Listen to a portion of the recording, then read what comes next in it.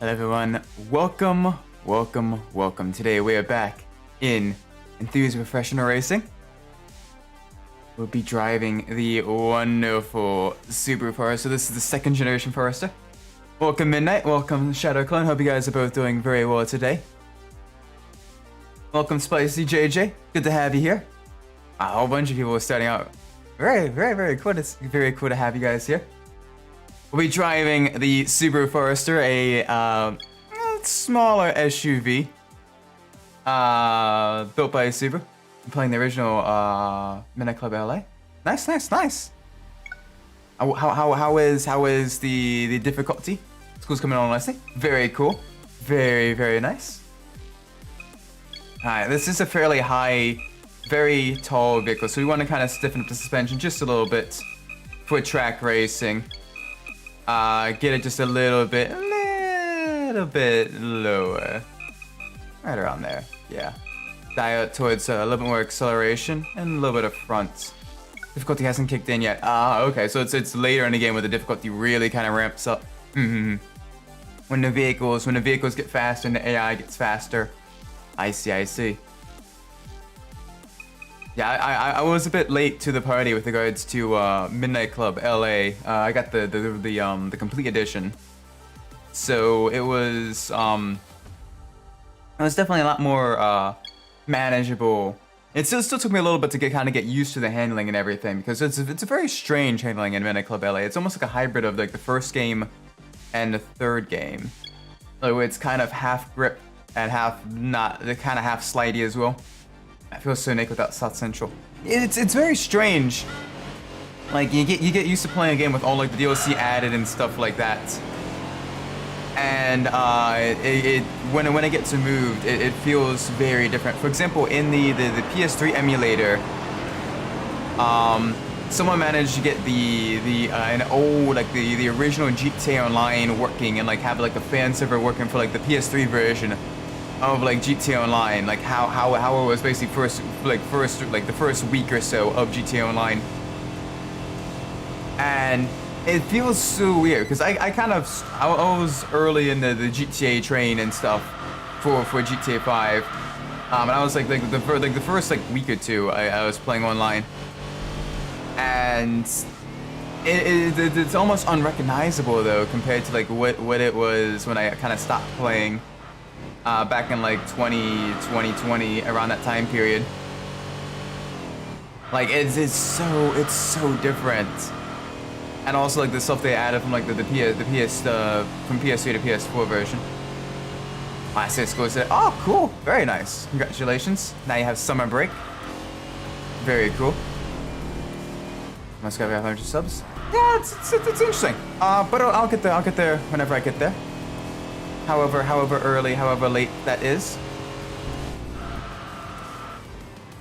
I am doing this because I enjoy doing the streaming. I enjoy playing the games. It's fun. It is a lot of fun. I think the final geometry exam very early today. Ooh. I remember finals for like high school and college and stuff like that. It was always a little bit of hectic time. Reach 100 subs. Do something special. Also, hang on a second. There's something weird with chat. Give me 1 second. This is very strange. It's like half of the messages aren't. Half the messages aren't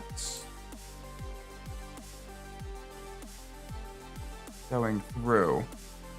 That is very strange. Okay. I can see them though. But it's weird that they're not. It's weird that they're not going through up on the screen itself. Yeah, it's interesting. This one. Yeah, see, okay, that's actually showing up now. I'm not sure why.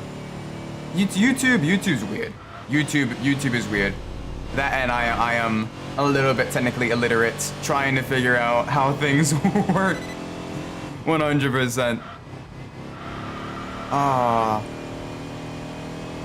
Software is not my best forte. So yeah, it's really cool that the project's going along nicely. be cool to kind of have. It's always fun kind of working on like the long-term projects as well. You get to kind of see the end results, and you get to see it kind of progress. You get to see it progress on. That's why I really enjoy playing like a lot of those. Like in addition to like the racing games, I really enjoy playing a lot of like the management and like building type of games, like Roller Coaster Tycoon and like the Car Mechanic Simulator, because it allows you to work on those really big projects. And it's just really cool kind of seeing the end result of all the hard work, of all the planning, of all that stuff. Like it is very cool. I've been rickrolled. Never gonna give you up. Never gonna let you down. Never gonna run around. That song's gotta be right. Rick Astley, don't sue. Rick Astley, don't be blue. Don't hit me with the shoe.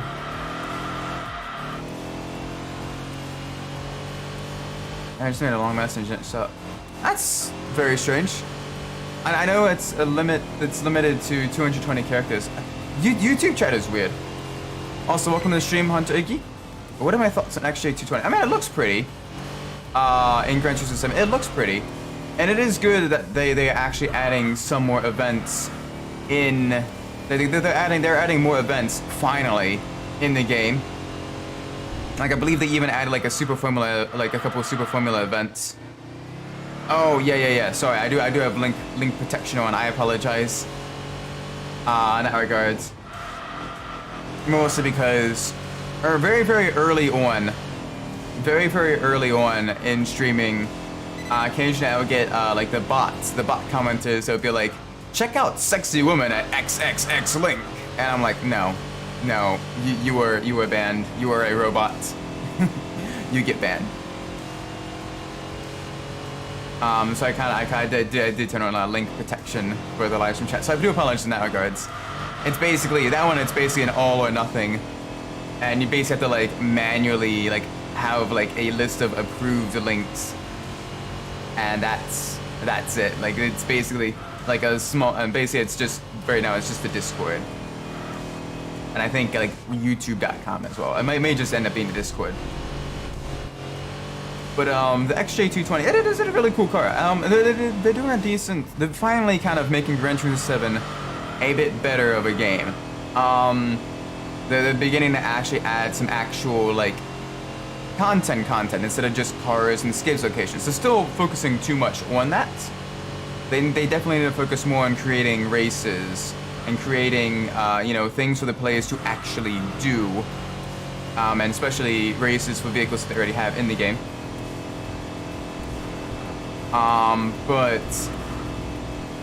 But they are at least starting to focus on the content that they have, and they're beginning to kind of course correct. I'm hoping they're able to turn it around. They're able to pull off like a No Man's Sky or what have you, and actually make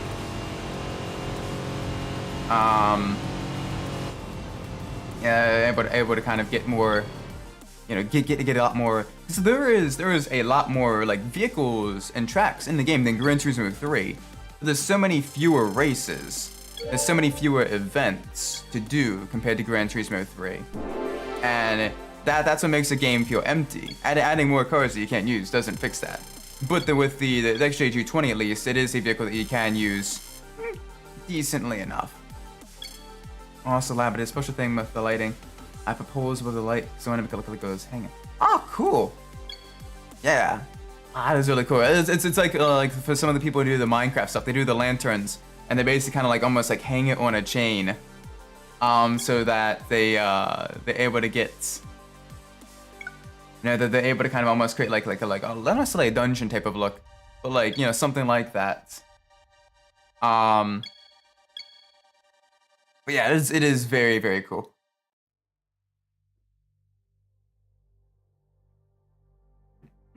Okay, place a dot with a comment and still didn't show. Okay, maybe auto moderator is weird. My apologies. Like even on my end, I am not able to see it, so I genuinely don't know what's going on. I am sorry.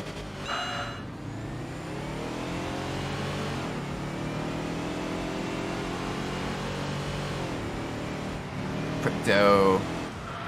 Oh, if it's like, yeah, if it's cryptocurrency type stuff, I'm not too. Let's say I love pie.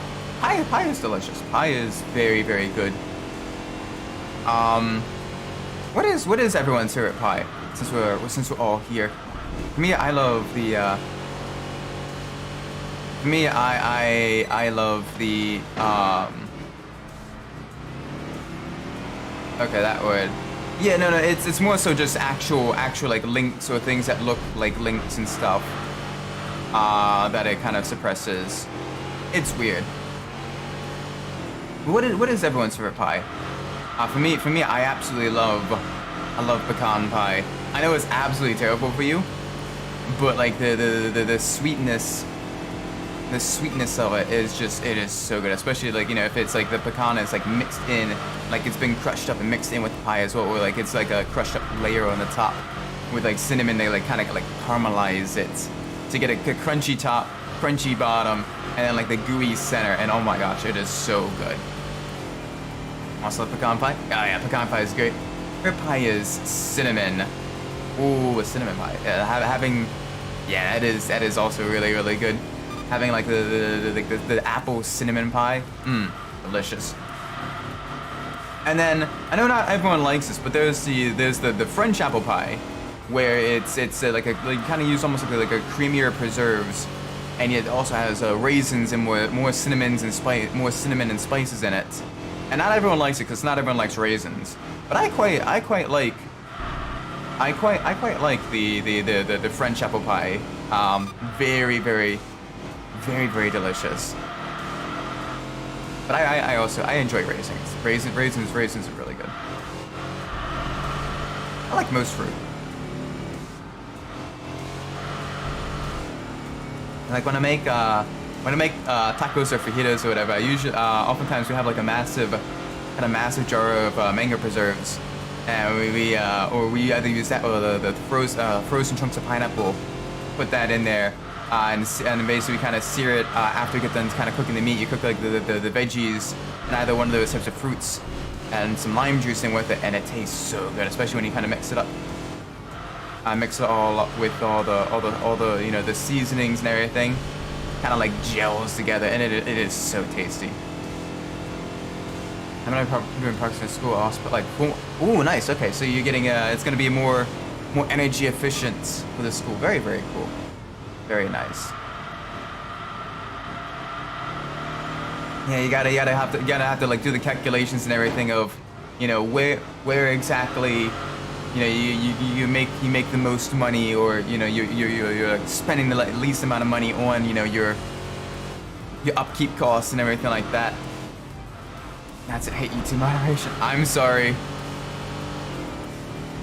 I apologize. It could be something I'm doing wrong on my end as well. I would definitely take a look at it after the stream as well, see if there's any way I can fix it. If you want, you can put it on in the Discord though, and I can take a look at it then.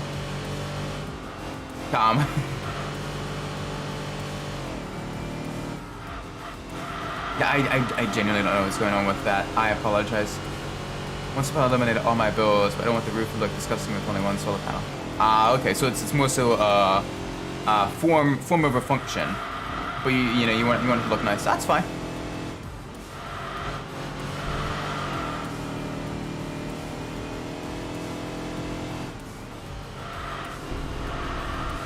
Alright, come on. Let's get around the corner.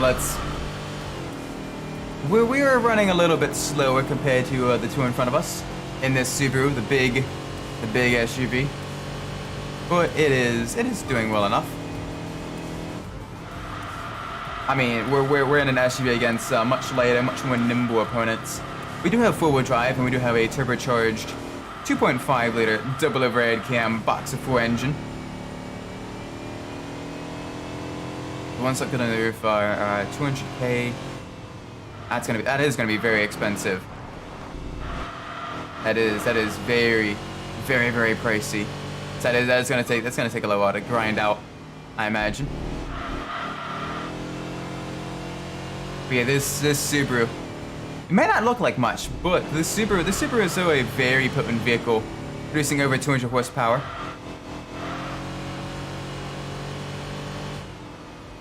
The Staples Center is an original MCLA, while Forest had a South Central expansion. Yeah, it's kind of like right. It's, if I remember correctly, it's been a while since I played the game. It's like right on the borderline, between, like almost like between the two. So it's difficult to kind of figure out where exactly that cutoff is. But yeah, it's really cool. Very cool. Like, that's one thing I really like about, like, especially Midnight Club LA, is all like the different like scenery objects and everything. You know, it's all the different landmarks and stuff. Like, they did a really good job.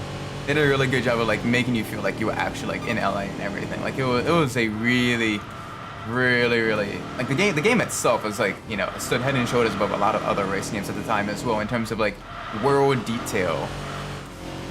Which is why I would love, with the newest generation of consoles, I would love to see I would love to see oh gosh, I would love to see a modern Midnight Club on like more up to date consoles, because you know it's been over a decade. It's been a decade and a half actually. Like, it would be really, it's really crazy.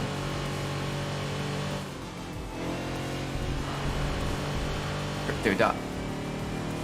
Yeah, maybe if it does like any like sort of crypto.com or like it detects a link or whatever.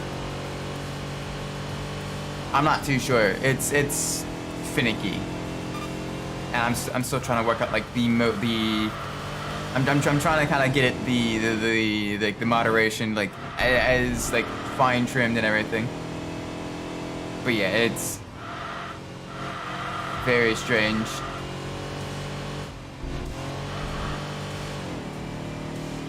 But yeah.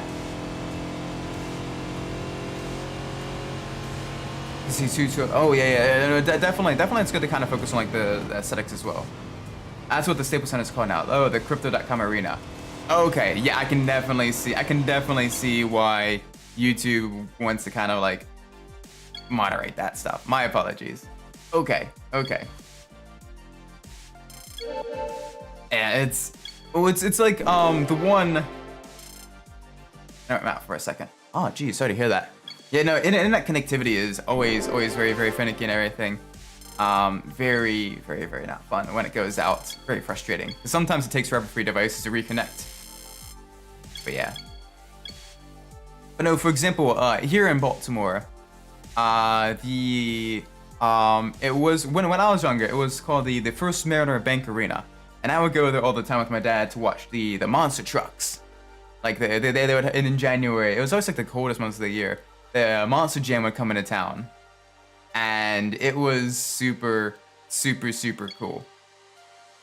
Because you know you get to see Gravedigger and all the other cool monster trucks. You get to see them, you know, smash up cars and everything. And it was the coolest stuff. But recently it was they got the name changed. I don't remember how recently it was, but the name changed, and now I have to keep like stopping myself from saying like, you know, the First Mariner Bank Arena, because it's the 7-Eleven arena or something like that.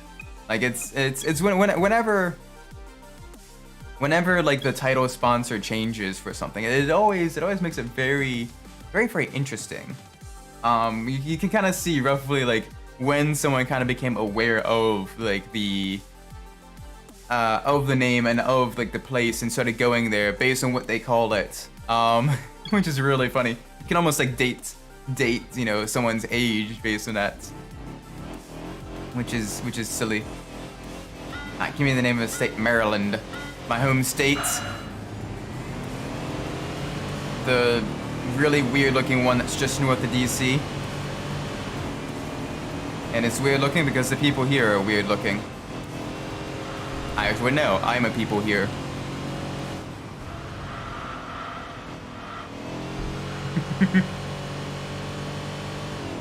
But yeah, the Subaru Forester, very cool car. It was first produced in 1997. And the first Moulin. I mean, we do have a decent dairy industry here. Not as much as Pennsylvania, but we do have a decent dairy industry. For example, we have Broom's Bloom, which is a semi-local farm. They do a lot of like, you know, homemade like ice cream and stuff like that. Very delicious. FedEx Forum has always been FedEx Forum. Oh, cool. So it stayed consistent. That is very, very nice. Give me a country. Belgium. Why? Because Spa is this weekend for the World Endurance Championship. Spa-Francorchamps. Really, really cool track. It looks like an Uzi. It's got Radian and Eau Rouge, which is corner complex. It's basically a very, very fast left, right, left sweeper corner that goes down and uphill about 11 stories in a couple of seconds. Very, very steep elevation change. And a lot of modern high downforce cars can take it near flat out or flat out in a Formula 1 car. Ball on him. Yeah, you gotta ball on him. Gonna be dunking on him.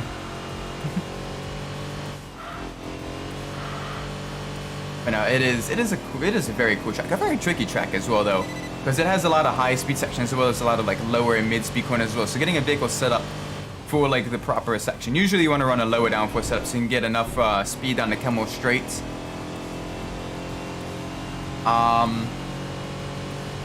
But sometimes if you can get away with running a slightly higher downforce setup for the second and third sectors. That usually allows you to kind of make up a little bit of time through the twistier bits before doing another run down the long straights back to the start finish line. Doesn't make it. It is a little bit challenging doing setup. Give me 3 numbers. 427. I love how the first Midnight Club game got mid-licensed for Cloak and MTV. It couldn't get FedEx. That is true. Although, to be fair, having the trucks, having the mail trucks say Midnight Express on them, was very, very, very kind of, tongue-in-cheek. Mid-X, exactly. Like, it was kind of cool. I wonder if maybe it's because you can kind of crash into those trucks. And FedEx didn't want people to, like, be able to kind of take out their frustrations or anything like that. Or the FedEx didn't want their trucks. FedEx didn't want their trucks to be, associated with someone losing a race or getting in the way, what have you, or being wrecked on the side of the road. I can imagine that may cause, negative PR and everything. But it is cool seeing, like, the parody stuff as well. Very, very funny. I guess that's why for the longest time. It was mostly, the generic vehicles as traffic cars until Midnight Club Los Angeles, where they finally did licensed vehicles into traffic. Because I think maybe the traffic vehicles themselves are much more difficult to license because, you're paying money for them not to be part of the game, not necessarily part of the game anyway. For vehicles that the players can't drive. So it's going to be spending money to add just a slight bit of immersion, which I can imagine why a lot of developers would balk at that. The name of the game. All right, well we'll give you the name of the game we're currently playing. Enthusia Professional Racing. It is a very fun game. It is a very underrated game. I definitely wish that Konami had given this a little bit more of a fair shake. It is a very, very, very fun game. I enjoy driving all the vehicles. Like, the handling other vehicles, like the vehicles themselves handle wonderfully, very beautifully. Even heavier vehicles like the SUV, like they still have a decent amount of grip, but you gotta watch out for the body roll. And it's very, very nice. Remember Midnight Club LA Remix? I have the uncensored version of Sly Fox, but no. It's always kind of fun when the game developers are able to get some stuff past the censors. Though I imagine, especially with game ratings nowadays being a lot more lax compared to how they were back then. But the console version always seems to have it censored. I already had to change the game's name. You take the W. Oh, thank you. Yeah, it's very strange. Which versions have like the censored versions, and which versions do not have the censored versions. But it's very interesting how like how stringent the ESRB is kind of has changed over the years. Like if the first Halo was made today, but like in the same kind of quality that it was back then, it would probably only really get a T rating, or probably about a T rating. I know the two N-bombs in the beginning about him. Yes, I know. When I first got Midnight Club 3 Dub Edition, was it Dub Edition? No, it was a Dub Edition remix. I forget which one. But I was playing in the living room because I was younger at the time. My dad came in, and that song came on. He kind of did a double take. He's like, "Wait a second, what did that music say? What did the song say?" And me, I'm focused most on like the racing and everything. I'm like, I don't know, Dad. But yeah, no, it is very. Well, if you ever listen to any of the uncensored songs for the rap songs in Need for Speed Underground 2, oh boy, there's definitely quite a bit of interesting censorship going on there. Give me the name of a vehicle. All right, the Subaru Forester. It's a vehicle we're driving. This is the second generation version. It was made from 2002 to 2008. One thing that's really cool about this though, with the turbocharged versions of the Forester, Get Low is definitely interesting. Yes. Still slaps, but it is it is definitely not a song you play around young children. It's just a little bit raunchy. So let's say it is they are not talking about cars when they're referring to things getting low. And they say the name of a vehicle. Yeah, the Subaru Forester is the vehicle we are currently driving. And what's really cool about the Subaru Forester, a really kind of a cool piece of trivia that I found, is that the turbocharger on the turbocharged versions of the Forester wasn't actually made by Subaru. Which, okay, not too much of a surprise. A lot of manufacturers usually when they do forced induction systems on a vehicle, a lot of times they outsource the development of the forced induction system to other companies like Eaton or Garrett or that type of stuff. Or those companies. No. The turbocharger that is used on the turbocharged version of the Subaru Foresters and also the turbocharged versions of the Subaru Imprezas is actually a TD04 turbocharger manufactured by Mitsubishi. If you're not familiar with Mitsubishi is essentially, and then, this is like Mitsubishi Motors. Mitsubishi and Subaru, especially during the 90s and the 2000s, were engaged in a very bitter rivalry. Both of them were on the World Rally Championship stage for a very long time. First starting with the Gallant for Mitsubishi and the Legacy for Subaru. And then going to the Lancer Evolution and the Impreza STI later on when they wanted smaller vehicles. And the fact that Mitsubishi provided the turbochargers used in their rivals' cars is something that just kind of tickles you just a little bit funny. It is very cool. Because even though they're rivals, like they're still providing parts to each other, wanting them to kind of continue to get faster and faster. That's the thing though. If you want rivals, you want your rivals to be at the top of their game, so that they continue to push you even further as well, which is really cool. So if Random Lux 1-2 hit 'em was uncensored, Midnight Club LA would have gotten an M rating. I'm not as familiar with the uncensored version of 1-2 hit 'em, but I can imagine that one is a little bit not that great either. Okay, Truth or Dare. I'll do a dare first. I'll do a dare first. We'll do like 4 or 5 of these before we kind of move on to something else.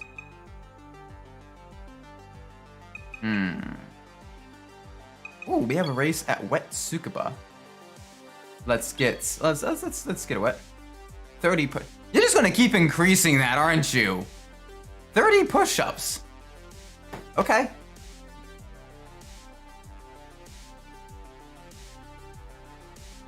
Thirty push-ups. Fine. Give me a second. 30 push-ups. Wow.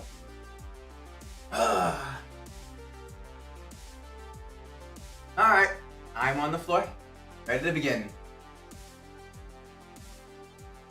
1, 2, 3, 4, 5, 6, 7, 8, 9, 10, 11, 12, 13, 14, 15, 16, 17, 18, 19, 20.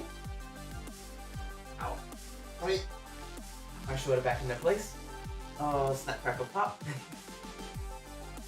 21, 22, 23, 24, 25, 26, 27, 28, 29, 30.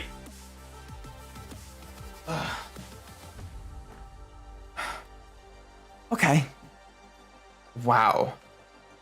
That was mean. That was very mean. Whew. It's also why you make sure you stretch before you exercise, because that's a little bit painful. I'm gonna push to the limit. That is there or thereabouts my current limit. Give or take, depending on the day. At least in a single set. I made you Kusani Fureru. I made you touch grass. Truth or dare? Oh gosh, okay. Truth. Definitely truth. Definitely truth. It's gonna be nothing but a push-up stream, apparently, at this rate. Epic dare. Okay. Alright, dare. Dare.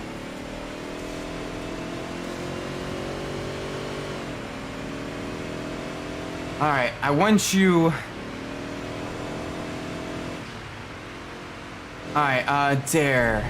Dare, I dare you. I don't have to choose to choose. That's alright. I don't know what to choose to dare right now. I'm expecting you to pick dare. Okay, I'll pick dare. I'll pick dare. Also, welcome to the stream, Jaden Morris. I'll answer the question in a second. I'm trying to figure out a dare for Shadow Clone. I dare you, when you're creating the school, I want you to hide an Easter egg inside of like one of the classrooms. Just a really tiny Easter egg somewhere that like only you know about. Be kind of fun. Now I want you to try to get other people to find the Easter egg. Sing the fast part of Eminem's Rap God. Yeah, he made me do 30 push-ups. Okay, I'll get that up in just a second. Also, what is my guilty pleasure of a racing game? That is a good question. Guilty pleasure of a racing game. Okay, for me right now anyway, it is Rally Fusion. What did you dare me to do? I didn't hear you. I dare you to hide like an Easter egg or like a tiny little like, you know, hidden object somewhere in the school and have people try to find it. Be kind of fun. Have them do like a scavenger hunt or something. But one guilty pleasure of a racing game, the guilty pleasure of a racing game right now is probably going to be Rally Fusion. It's a relatively mid-tier game. Like there isn't a whole lot to Rally Fusion. You know, it's definitely a more budget-oriented racing game. But But it is still very, very fun because I enjoy kind of, you know, the more simplistic sort of semi-arcadey style with the vehicle damage and everything. It is a lot of fun. That's also why it was one of the earlier games that I streamed. So it's just very, very, very fun. That and also the 3 THQ Hot Wheels games for the PS2. Rally game's good. I've never played bad rally game. There are definitely a few out there, but Rally Fusion is kind of, it's not bad, but it's just kind of, objectively it is kind of like mid. You have like a pink pencil, any whatever you want to hide. But it'd be fun to kind of hide it. Okay, let me pull up the fast part of the M&Ms. What about you though? What about you guys? What are some of your racing game hit guilty pleasures as I pull up the fast part of M&M's rap?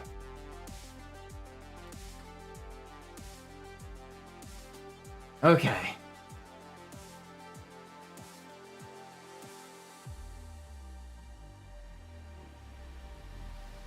Oh boy.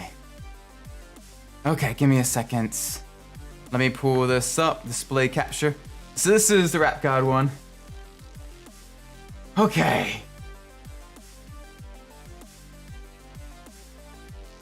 I am not fast at this. The lyrics coming at you at supersonic speed. Similar, I'm assuming I'm a human. What I gotta do to get it through. I'm a superhuman, innovative, and I made a rubber than it's standing to a stick extent. It stays ricocheting off of me. I glue to you, and I'm devastating more than ever, demonstrating how to give up. I'm an fundamental audience, feeling like it's levitating, never fading. I know your haters are reverberating. But the day that I say that I fell off, they'll be celebrating, because you know that. It's another way to get them motivated. I make elevating music. You make elevator music. That was dreadful. Okay. Okay. Whoopsie daisies. Alright, let's get this display capture back down. Need to see Rivals. You see, Rivals is okay. Rivals. I don't know. I think the big thing with Rivals though is it's basically just Need for Speed Hot Pursuit 2010, but worse. Because you don't have the car classes. And also, it is very. The always online also kind of makes it a little bit less fun because you can end up running into someone that has a vehicle that is way overpowered compared to you, and you just got to deal with it, or trying to switch sessions and hope that the next session is people more around your vehicle level. Controversial opinion: Forza Horizon 5 is a good race game. I've actually not played any Forza Horizon or Forza games in general. I want to play a couple of the Forza games on stream. That'd be a lot of fun. But it's just overshadowed by the success of the previous games. From what I gather, like 2 and 3 are the best ones of the Horizon sub-series. So I can definitely understand kind of wanting to play it safe as well as you continue to add vehicles and everything. But Forza also, this may be a bit of an unpopular opinion as well, Forza has been kind of resting on its laurels a little bit. And it is very... The open world racing genre definitely needs a swift kick in the butt to kind of get some more innovation going back again. Which is why I'm hoping that Test Drive Solar Crown and the Crew game really are very, very, very good. But yeah, no, but I mean, overall though, they wouldn't have this many people playing it and enjoying it if the game was a bad game per se. Like it's still probably an okay. It's still probably a decent, solid B game. But it's definitely not the best in the franchise. Just looking at other people's opinions of it and seeing how they go about it. 2 would be my favorite. It didn't have the mandatory championships. 3 overall was a favorite. It seems like 3 is generally the most favorite with the much more open world and varied terrain types as well. Because I know that was one of the complaints with 2. It was mostly just kind of either farmland or it was mostly just kind of farmland or something like that, you know, very, you know, kind of just fields or like, you know, small European towns and everything. But it was still definitely a good game. It still had a good vibe, a great atmosphere. You know, you're in the Italian and French countrysides and everything. But it's just the Forza Horizon 3 definitely kind of took it a little bit further with more vehicle customization, more vehicles, more events, more area. Like it definitely felt like an actual step forward. Whereas now it's, you know, just kind of slightly iterative.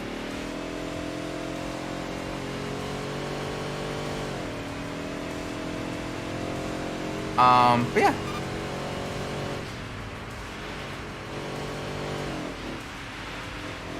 But anyway, truth or dare?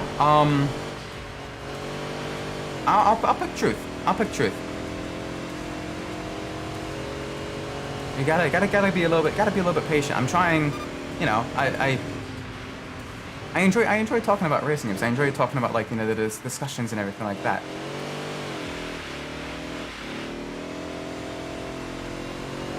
I think the Minico 3 Game Informer issue. Yeah, it's definitely a very cool. Very cool issue. Kind of be nice, something nice to add, hang up on the wall. Dare. I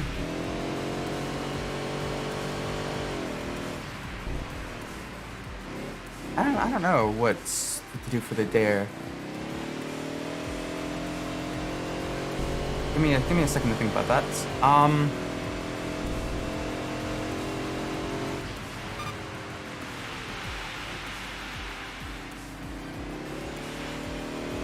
I mean, we've already kind of dared to drink the, I'll choose truth. Alright, I'll get that in a second. Dare. Dare. Drink a nice spoonful of, like, super spicy sauce. That's always my go-to for, like, the punishments and everything like that. For, like, the challenge streams and everything. It is very fun. Plus, also, a lot of hot sauce tastes very good. I enjoy spicy sauce. Alright, Jaden, truth, alright. Kind of following up on the guilty pleasure racing game and everything. What would be what would be an overall, like, game that you wouldn't get tired of playing? Not necessarily even racing, just game in general. That, like, you can just keep playing it sort of over and over again, and it'll be it'll take a long time for you to get bored of it. What would be that game? So I've already got 2 games on that list for me that I really, or maybe closer to 3 games. Mauricio, welcome to the stream, Mauricio. Why is there a low shortage of local government workers? I don't know. It could be. I mean, it could be in certain countries. There's definitely a labor shortage in general. So maybe that's why. Welcome to the stream, now. Initial D arcade stage. You played for 5 hours straight in an arcade. Oh, very cool. Oh yeah, I know. There's an arcade that's somewhat close by. It is not necessarily close by. It's about a 45-minute drive. But they have a lot of really cool stuff there. Like they have the one gun midnight arcade cabinets. Done, nice. And they also have some of the initial D cabinets. And it is very cool. Very awesome. Going to play with those and everything. I'm gonna go truth.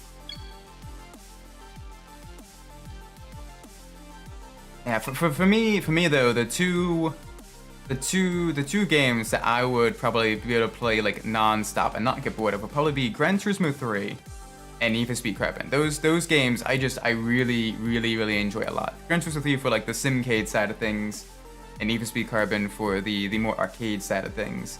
Both of them are very nice. My favorite are Eurobeat from Initial D. Ooh. That's a tough one. Favorite Eurobeat from Initial D. I'm probably gonna go with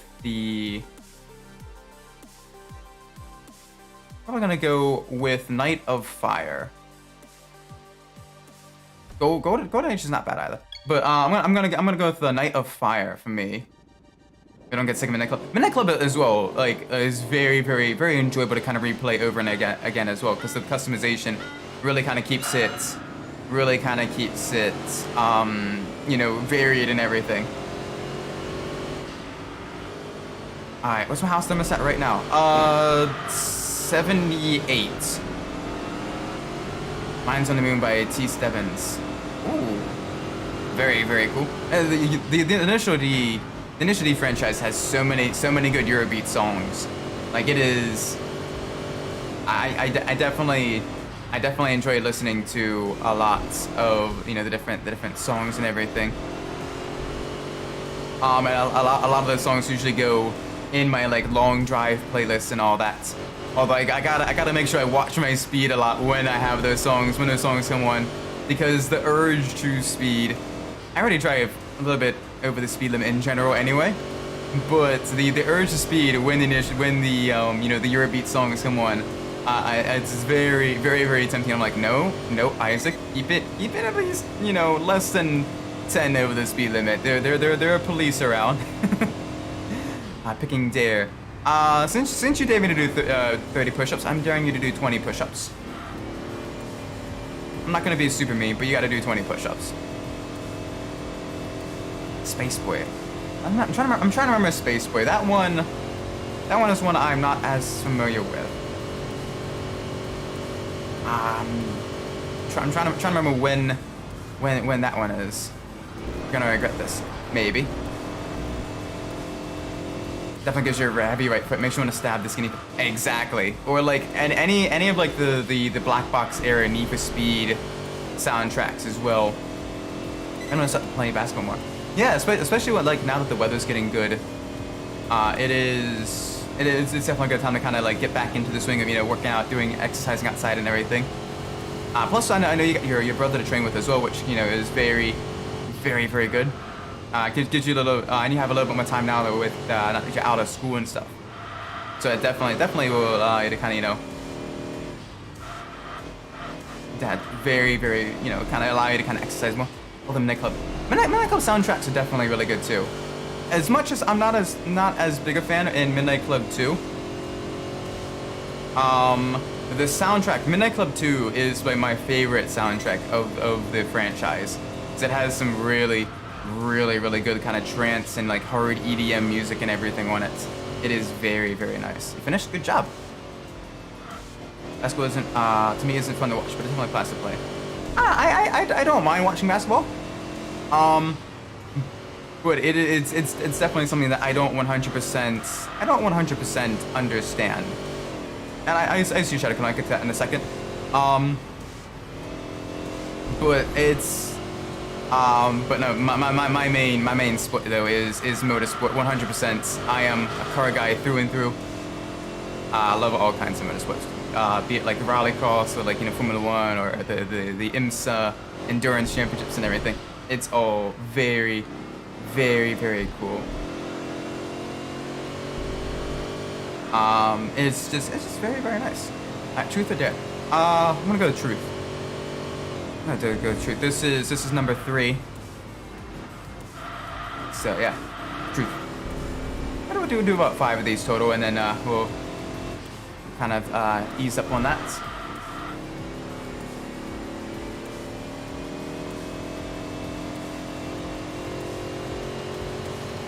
Yeah, no, it is the racing game soundtracks, especially the racing game soundtracks of the early 2000s. Granted, I am biased because a lot of those are right when I was like, you know, in my formative years, sort of developing my taste in music, and everything. But it is the racing game soundtracks of that time period. It's just so good. It really gets your blood pumping. It really gets you wanting to really kind of push as hard as you can, and that's why I use them. That's why I use them a lot of times. You know, a lot of times, a lot of those songs on my like my workout playlist and everything. I've never dyed my hair. Permanently, no, but I've done the temporary dye for like, you know, cosplay or like the Halloween costumes and everything. But I usually try to keep my hair and all that stuff as natural as possible. Just because it's just hair to me. As long as it's like out of my face, it's, you know, clean. and all that stuff. It's not, you know, like it's moderately styled, like professionally styled. Like cosplay means. Yeah, it's a lot of fun. It is a lot of work and a lot of money though to kind of do a lot of the different stuff. But cosplay is very fun, especially like because my little sister, she loves going to the different like anime conventions and everything. So a lot of times, you know, as her older brother, I'll go to, and usually I kind of like, you know, figure out what I have in my wardrobe, what I can kind of cosplay as, and I'll try to do like at least a semi-high effort but lower budget cosplay. Play Gurby or drive it? Yes. It is a lot of fun, especially like if it's late at night and you're on the highway, doing the like long distance driving. It is very, very, very good. A little bit understeer. I still don't know why the motorsport devs got rid of you being able to choose tire manufacturer and parts on certain companies. Yeah, that was one of the cool things with regards to like the Need for Speed games and everything. Gonna pick there. Alright, I'll get to that in a second. But like it was just really, really cool kind of being able to like, you know, kind of personalize your vehicle like that. Maybe it's because it got a lot more expensive to kind of license just the brand names of the parts. But it'd be cool to kind of have more of the manufacturer decals and everything in the new Need for Speed games for the performance manufacturer stuff. But I would love to see more of like the performance parts, decals and everything show up in new Need for Speed games. It'd be really cool to kind of add like a little bit more of like the tuner vibes to your car. It sounds more appealing to remaster 2-pack and you said Underground 2, Burnout 3, and Burnout 1 and Revenge. Underground 2 and Burnout 3. It's a tough one though. But I definitely prefer Burnout 3 over Revenge. And I think Underground 2 would definitely hold up a lot better to a remaster because there are some things in Underground 2 that haven't aged nearly as well. Whereas Most Wanted, even today, has aged a lot better in terms of like the in terms of the overall gameplay, in terms of the overall like story and everything like that. Whereas Underground 2 is just a little bit cheesy. I'm gonna pick there. Alright. I dare you. Ooh.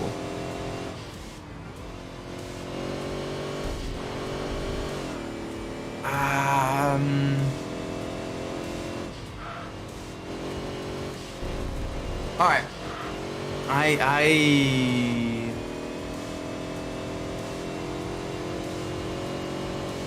That's a tough one. I'm running out of dares that like they can at least be partially confirmed. So I don't know what you have around you.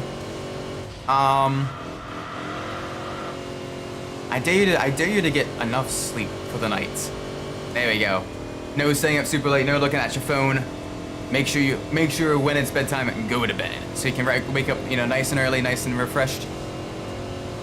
I spent over $100 on a Ryuji Sakamoto cosplay. Oh, nice, Ryuji from Persona 5. Ryuji is best, bro. Ryuji is one of my favorite characters of Persona 5. He is. I know there's a lot of like the meme going around of this character is literally me, but no, Ryuji.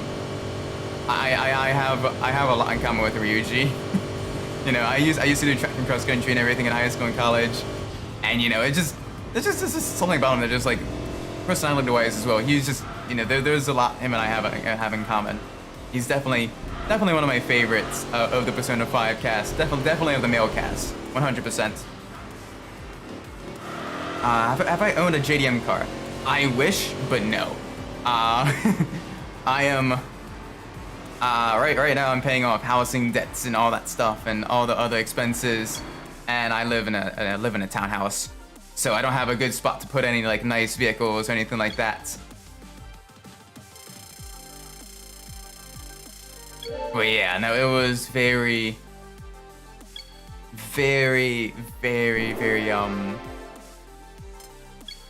yeah, I definitely don't have enough money for a JDM car. I do like JDM cars, but like the closest thing I have to a JDM car is a Toyota Corolla, and not like the A86 kind, but like the Toyota Corolla that was made in like the Numi plant in California. I play Need for Speed Payback, but stopped doing it because of how bad the rubber banding of the AI. Yeah, Payback is not that great. Payback is pretty dreadful. The Unite version of Payback is pretty cool though. Truth or Dare and me. Okay. Mauricio, Truth or Dare? And then also Shadow Clone. I'm gonna pick Truth. Alright, Minute Club LA races feel too long in the beginning of the game. Yeah, they definitely, because a lot of times they reuse races as you're going through the different like the campaign and everything like that. So they have to kind of test it. They have to test you. They have to be long enough to be, you know, difficult enough races for the fast vehicles. When you're driving in a very slow unmodified 240SX or Sirocco or anything like that. It definitely makes it a lot more difficult, or a little bit tedious as well. I used to go on a 3-mile run every week. I stopped because I got a part-time job, but graduating soon, thinking about getting to gym with a friend. Oh, nice! Yeah, it's always fun to kind of get back into the exercising as well. It definitely adds, you know, it's difficult at first though, because you know, you can start back up and like your lungs they burn, your legs they burn and they itch and everything. When like you start back up exercising, but it's so much fun to kind of get back into the swing of things. When's the last time I got a full night of sleep? Oh, I feel caught out here. When did I start VTubing? Back in November.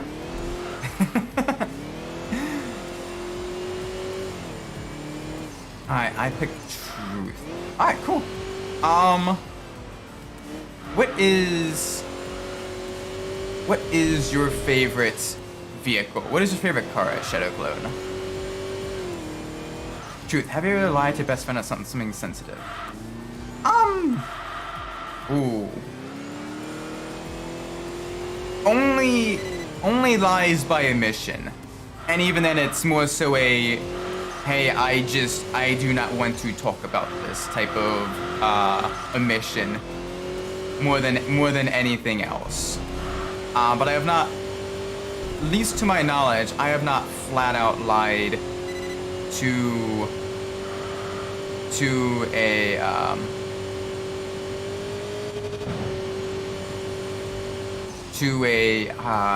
a friend. You're asking me to make me get a phone night sleep, so I'm asking you when the last time I got a phone night. Yeah, I said last time I got a phone night sleep was probably a little bit before I started VTubing. You picked Truth. Like I said, I asked you what is your favorite car or truck or SUV or what have you. Definitely want to know what that is. Here's you getting down to the nitty-gritty of the truth. Yep, very much so. I mean, that type of stuff I don't necessarily mind. If it's like, what are the last couple of digits on your social security number? MR8. Favorite car is the Lady Beetle, the Subaru 360. This little tiny Subaru 360. Very nice little car. Favorite car is the 240Z. Oh, that one is very nice. Got the Devil Z. Very cool. My favorite car is probably the Toyota. Ooh, that's tough. My favorite car is probably the Toyota 2000 GT. Just the history behind it, and also with it being the only Japanese car to be a Bond car as well, featured in a James Bond movie, is it is a very cool vehicle though. Plus it was, you know, co-developed by Toyota and Yamaha. Yamaha developed the engine, but Yamaha also used a lot of the wood they use on their luxury pianos and everything. They used them to create the dashboard as well, which is which is super cool. And then he also had Carroll Shelby of the Shelby Cobra fame. He actually tuned up a racing version of the 2000 GT as well, and that one is a very rare, very expensive vehicle. Dare or Dare? I'm gonna have to pick Dare then. This will probably be the last one of the bunch. Do I like Mitsubishi cars? I'll pick Dare for the last one. I don't like Mitsubishi cars. I like the older Mitsubishi cars, like from the 90s and early 2000s. The Evos, the Eclipses, the FTOs, the 3000 GTs, all of them are very, very cool cars. They got really, really cool aesthetics and everything. But the modern Mitsubishis, are super painful. Like they turned the Eclipse, they turned the Lancer. Oh gosh. Okay, easy. But all of those, like they're turning all the nameplates into SUVs and CUVs. So it's very not fun. Destiny, Bane Effects. Okay, give me a sec. After the race, I have to pull up the lyrics, and I will pretend I know the rhythm and the beat and everything of the song. Because I most certainly do not. Yeah, okay, I will have to figure that out. Is it like a karaoke version? Or in the one line or something? That way at least have I may be able to when you know the recommended beat. Okay, yeah, I have to do that. You know, the Mitsubishis had a really cool history, but nowadays the modern Mitsubishis are pretty dreadful. I'm hoping Mitsubishi at least tries to kind of, you know, survive a little bit more than just making the super boring SUVs and compact cars and everything. In fact, Netflix released a new song every week and has for the past at least 5 years non-stop. That is crazy. That is very crazy. I don't know if I'd be able to. Granted, I do not have talent as a singer-songwriter. You will probably have your ears bleed. Oh gosh, a lot of honesty there. But it is a very yeah. They're focusing on EV cars. Yeah, I mean that's at least they're trying to innovate. They're not just making, you know, bland SUVs and stuff. They're at least trying to innovate in at least one way. All right, let me pull up. Let me pull up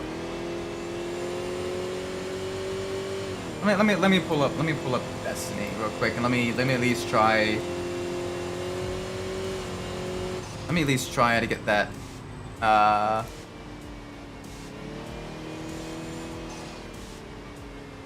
Destiny Netflix lyrics.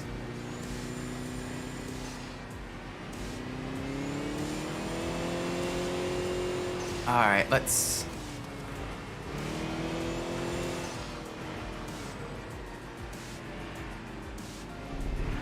Okay.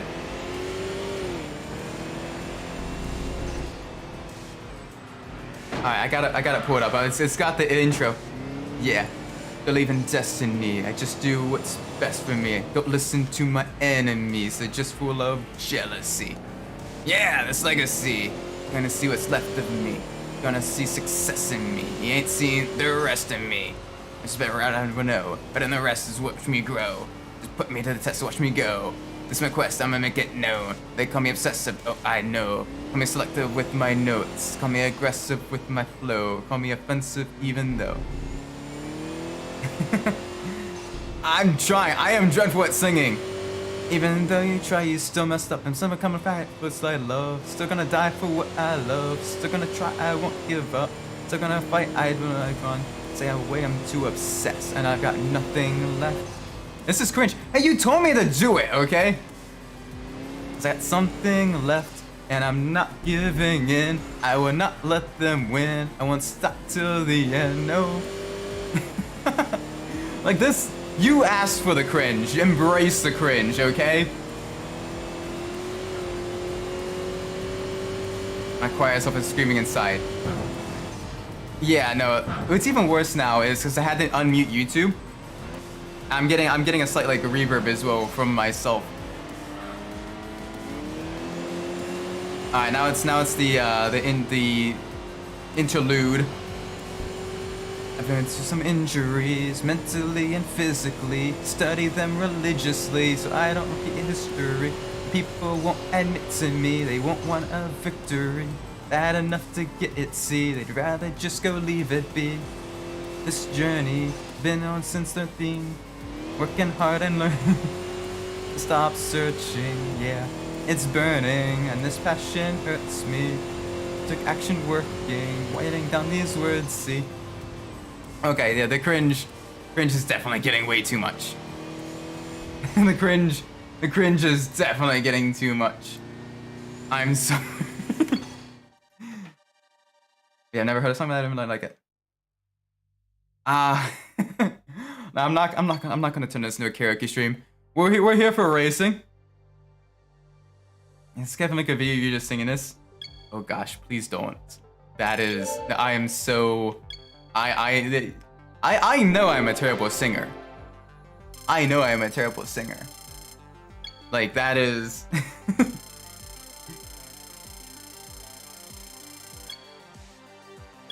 And like it was very. Nah, I'm my apologies. I am not a good singer. That was the last day, but I'm not gonna sing anymore. I apologize. No more singing. I mean, it was good. No, it wasn't. I know it was not good. I could hear myself. I give you 40% accuracy. That is a failing grade. That is a failing grade. All right, we have one more level to level up this Subaru all the way to the top. Max level. Paradise Racing just not work well with me. It ends in 8 spots. I give you one to create your own route, finish just not having interesting routes. That and also, once you play the game enough, you kind of figure out which sections, like what routes are actually the fastest, so you end up ignoring a good chunk of the city. You're accurate with the rhythm and more parts than I thought you would get, considering you've never heard the song. Yeah, well, I had the song up, the lyric video up, but I had it on mute, so I'm kind of like, as the words are going on, like as I saw it kind of going past, I'm like, okay, this is roughly about right, maybe. I know my picture is all over the place, but yeah, no, it is dreadful.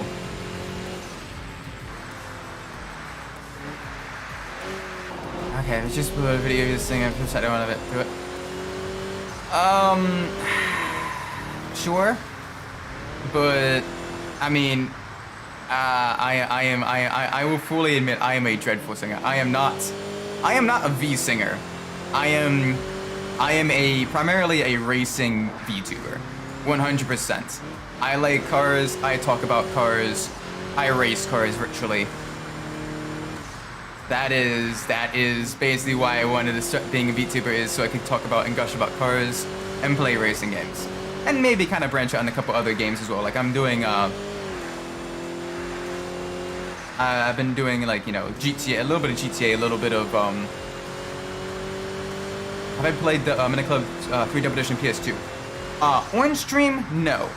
But, I have played a lot of the PS2 Mini Club. Yeah, I have played both the regular version and the remix version. It is very, very, very cool. I definitely, it's definitely up there in the top, definitely in the top 10. There is a feed to thinking about myself. It is challenging. Streaming and, you know, creating content and everything, and trying to be entertaining. More so, I kind of became at the very least early on. I kind of started doing like more like, not say education stuff, but like as I'm driving a car, like I enjoy kind of like talking about the vehicle that I'm driving, kind of doing like the different like oh gosh, the different like, you know, factoids and all that stuff. Truth. Ooh, okay.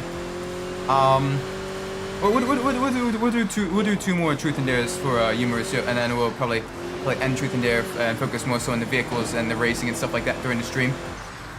Truth. So out of all the midnight clubs, what is your favorite? So wait until I'm done with basic and education stuff. Oh, cool! You're in the Air Force. Very, very nice. I am. Fun fact about that. I am an aerospace engineer. So. Hopefully you don't have to fly anything that I've built. Hopefully, oh gosh. Locked the brakes there in the snow. Hopefully you don't have to. Hopefully you don't have to. Hopefully you don't have to lock.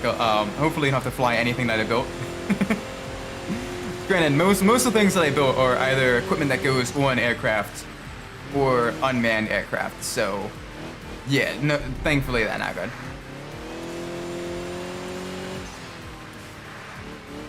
One game. Ooh, I've heard cool things about Scarface The Water Shores. I've not played that one. Bad on racing games. I love racing games. Racing games. When I was a kid, like that was like all I ever played. But it was, oh gosh, understeer, major understeer. But no, I love racing games. Gonna get myself 309th crypto. All right, cool. Not in inputs yet. Still trying to get the paperwork done because ADHD. Going to cybersecurity. Oh, nice. Cybersecurity. Cybersecurity is really, it's hectic, but it is really cool. I've got a buddy. He's a software engineer. But he is. He is, you know, involved in cybersecurity and everything. But it is super cool. 57 SFAB. Oh, nice. I'm trying to remember what the scoring system is for the SFAB. My software knowledge is very minimal. A lot of the stuff with the VTubing and everything, I kind of had to like learn from like YouTube tutorials and all that because I definitely do not know much about software. Hardware I know a decent amount, but software not as much. As a kid, like crashing. Yeah, that is true. It's the soft. When I was a kid, I kind of was a little bit more of an aggressive driver. Very, you know, very mean, very kind of rude to the opponent AI. I try to race a bit more clean now. Keep in mind, next to nothing on the computers. That's the case. That's a pretty good score then. Here's the thing though. With regards to knowledge, you can always, like, even if you know a lot, you can always learn more. And it's sort of my motto during like my not only college and everything, but with like even like as an engineer now, like you're still learning like every single day. So it is very it's always good to kind of like keep pushing yourself to learn more.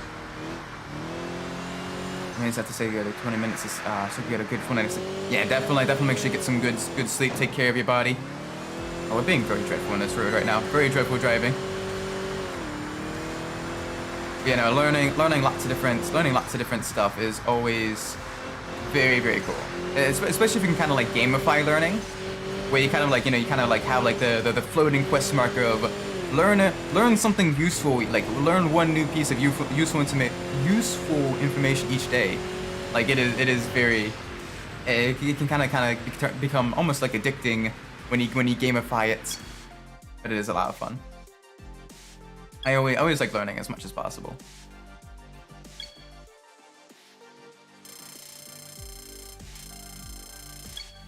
Only because you damn it to get a full night of sleep. Hey, whatever makes you take care of yourself, you know? But yeah. Oh man, we're getting fairly close to leveling up the. It's gonna be very close getting this this Subaru all leveled up to level 10. We're gonna watch the Birmingham Indy Grand Prix. I live up 4 hours south of Birmingham Swiss Park. Oh, nice! Oh, Barber is such a cool track, especially because they got the museum there as well with all the motorcycles. I want to head out west and kind of catch some of the races and stuff. But right now I am very much on the East Coast. Especially I'm kind of gonna sleep in 2 months. But now that streak is broken. But now I unfortunately live in Maryland, so the closest like road course racetrack to me is Jersey Motorsports Park. And then the closest one that like holds like, you know, larger scale racing events is Watkins Glen up north in New York.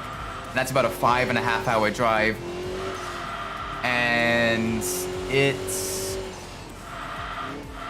But the races, I have watched the 6 hours of the Glen a couple years back, and oh my gosh, the experience there was so much fun. Watching the multi-class endurance racing, it was very, very, very cool.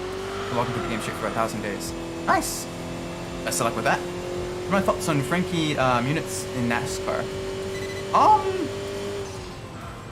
I'll be honest, I don't know too much about the newer breed of NASCAR drivers. When they went to the stage format, I kind of stopped watching NASCAR a little bit, because I'm not the stage format and the playoff system, because I don't think motorsport should have playoffs. I think that should be relegated more so to like either team sports or ball sports or what have you. In NASCAR, there's way too much luck involved. That can really kind of upset and in motorsport in general, there's way too much luck involved. That a playoff system really doesn't work well. Especially when people outside the playoffs can still interfere and ruin the chances of people inside of the playoffs as well. Like this is gonna sound mean, but it's a very stupid system. And I wish they would kind of go back to the older style points where it was more so consistent high position finishes would, guarantee championships, because the going to the chase and then the playoffs and all that stuff, it just overly gamified and gimmickified NASCAR to the point where it's not as fun to watch. I went inside the museum. I was expecting to see the 917. Very, very cool. The Lola T70 JPS. John Player Special Lotus F1 car. Very, very cool. Yeah, I love watching all like the old race cars and everything like that. The cars are my entertainment. Their actions are my classmates' entertainment in automotive class. Oh yeah, it was like no, it's very, very fun, kind of like, being able to kind of explore your hobbies and all that stuff, especially in public. You get to kind of like lead other people into that, and it is so cool. It is a lot of fun. Like, oh my gosh, like I love it. It's funny, like my wife, she is very big into baseball, and I'm very big into motorsport, so it's always fun, it's always entertaining for each other watching another person sort of gush about their favorite sports. And it's just fun. And it's just really enjoyable. More into car history than anything else. Oh, nice. Yeah, no, I love always, like, whenever I see like a vehicle I don't know much about in like a racing game, like I always try to like learn more about that car. Even if it's a more modern vehicle, I try to learn about both like the history of the vehicle and also the technical specifications of the car. Because I'd love to be an automotive engineer. Like right now, I'm in aerospace, which is it's just still a lot of fun, and it scratches the itch. But I would love to eventually get involved in like actual automotive engineering. That would be so much fun. Not appealing to NASCAR. Yeah, I'm not a big fan of like the modern NASCAR, which is a shame because I still love the concept of stock car racing and oval racing and everything, like the closed pack racing and all that. And it is very, very cool, but I just the championship system, it's not fun to watch anymore. Like if they went back to the order points format, I think you would get a lot better competition, where drivers, instead of constantly wrecking each other, they're trying to go more so for like a high-paying points position as opposed to outright victories. Setting to be an aerospace engineer. Nice, best of luck with you. Make sure, more than anything else, make sure you know your fluid mechanics. Definitely, 100%. Make sure you know your fluid mechanics and make sure you know your thermodynamics. Both of them are very, very, very important. And also your material sciences. All of it is very, very, very important. And even then, even once you graduate from like college and everything with the degree, always expect to learn more. 100%. There are stuff that even now I don't know, and I'm still learning every day. And I've been doing it for the past like 3-4 years now. But it is a lot of fun. But it's difficult, but it's worth it. So I do wish you the best of luck with that. One of my favorite cars of all time is Oh, the Delahaye 145. Oh, that is such a cool car. A lot of the cars of the late 20s and throughout the 30s as well are so cool because they're kind of created during a time of like massive economic downturns and global turmoil. So there isn't a whole lot of them. So the ones that do exist are like, you know, super rare, super expensive, but they have like a massive, usually they all have like a massive amount of history of how they survived, like the craziness that was going on and how they were even able to like be purchased and everything. Like there is so much cool like history behind them. Like honestly, I would love a period racer, like a high quality period racer, where like you get to race like certain vehicles of like different decades and stuff like that. Like maybe you have a period racer for like vehicles of the 30s. So you have like the Bugatti Type 57C, or you know the Auburn Boattail Speedster. Plan on doing the full 20 years in Air Force. You're doing it for the. Oh no. I am a contractor. I am a contractor. I am not in the Air Force. I just develop equipment for like different aerospace applications. I should have clarified. Sorry about that. No, I am not active military or anything like that. Sorry if I misled you there. What was my first car? First car was the Geo Tracker. Basically, if you're familiar with it, wait, hang on, we're at level 10. What are we doing? Yeah, first car is a Geo Tracker. It's basically like a smaller Jeep Wrangler. And that was the first car. And it was a good little car though. Like it was good on gas. It was good in the snow. Very, very nice. But it was not. I eventually had to get rid of it. Saw the news where woman who eats up to 40 ice cream bars a day. That is a lot of ice cream. Jeez, that poor woman. Alright, so we got every other vehicle in this first bracket for the specialty cars up to level 10. And the goal of this, the playthrough, is we're basically trying to get every single vehicle to level 10. And then we're also going to try to win every single RS race as well, which are like the super premium races. 1993? 95 Geotrack, I believe. I love the story of Tazio Nuvolare in the Eiffel race against the auto unions. And when he won, the staff was so expectant today when they struggled to find an Italian flag. Oh, yeah, that is... It's very funny. The different like tidbits of motorsport history.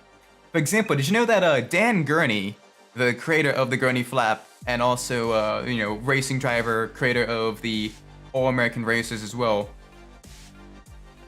He was the one that created the concept of spraying champagne on the podium. That has one, but 93. The ladies get crazy on that version. Yeah, the soft top versions are really cool. They are really cool cars. But yeah, no, it is. I eventually had to get rid of it. I was suffering from reliability issues, and then someone rear-ended me as well. So it made things a little bit more tricky. So also saw someone who eats wall and someone who only eats cheeseburgers. Only cheeseburgers, no variety. At least with cheeseburgers, you can kind of customize them enough that like you can, you know, get your other food groups in. But wall, I don't think you get a lot of nutrients from wall. But yeah, didn't Audi create a concept car? If I remember correctly, like Audi created a concept car in the base or the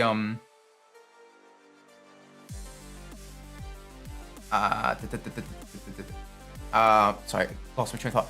Like Audi created a concept car that in Nuvolare's honor in the early 2000s, and eventually became, I think, like the A8 or the A7. It was a really cool concept as well. Very nice car. Need more Landon Norris champagne sprays, just slamming the bottle on the ground and showering everything in a 50-foot radius. Or the Danny Ricciardo shoeies. Oh gosh, I can't imagine. I cannot imagine what that would taste like, the shoeies. That's, oh. Oh gosh, that's gotta be gross. You get sweaty Formula One driver feet taste in with the champagne. Hey, I'm sure there's some people that are into that though. Another game is extremely underrated, Lego Batman on DS. Oh, the Lego games are so good. I gotta play some of the Lego games on stream. The Lego games were really good. Gotta wake up for school at 5:21. All right, rest well. Take care. Thanks for stopping by the stream. Now you only eat a hamburger with cheese bun patty. Oh wow. Yeah, that's you definitely need to get your other. You gotta get your other food groups and everything. That's not great. You can custom them on DoorDash. Oh, nice. Yeah, now the little geo tracker. I wish I still had it, because it was so good on fuel. But unfortunately, like I said, it was giving me issues. The transfer case was acting up quite a bit, and then someone rear-ended me at a stop sign, and it kind of totaled the vehicle because it was on its last legs. First swipe got him off for only in cheeseburger. Oh, right, good. So at least he made it. He made a recovery. That's good.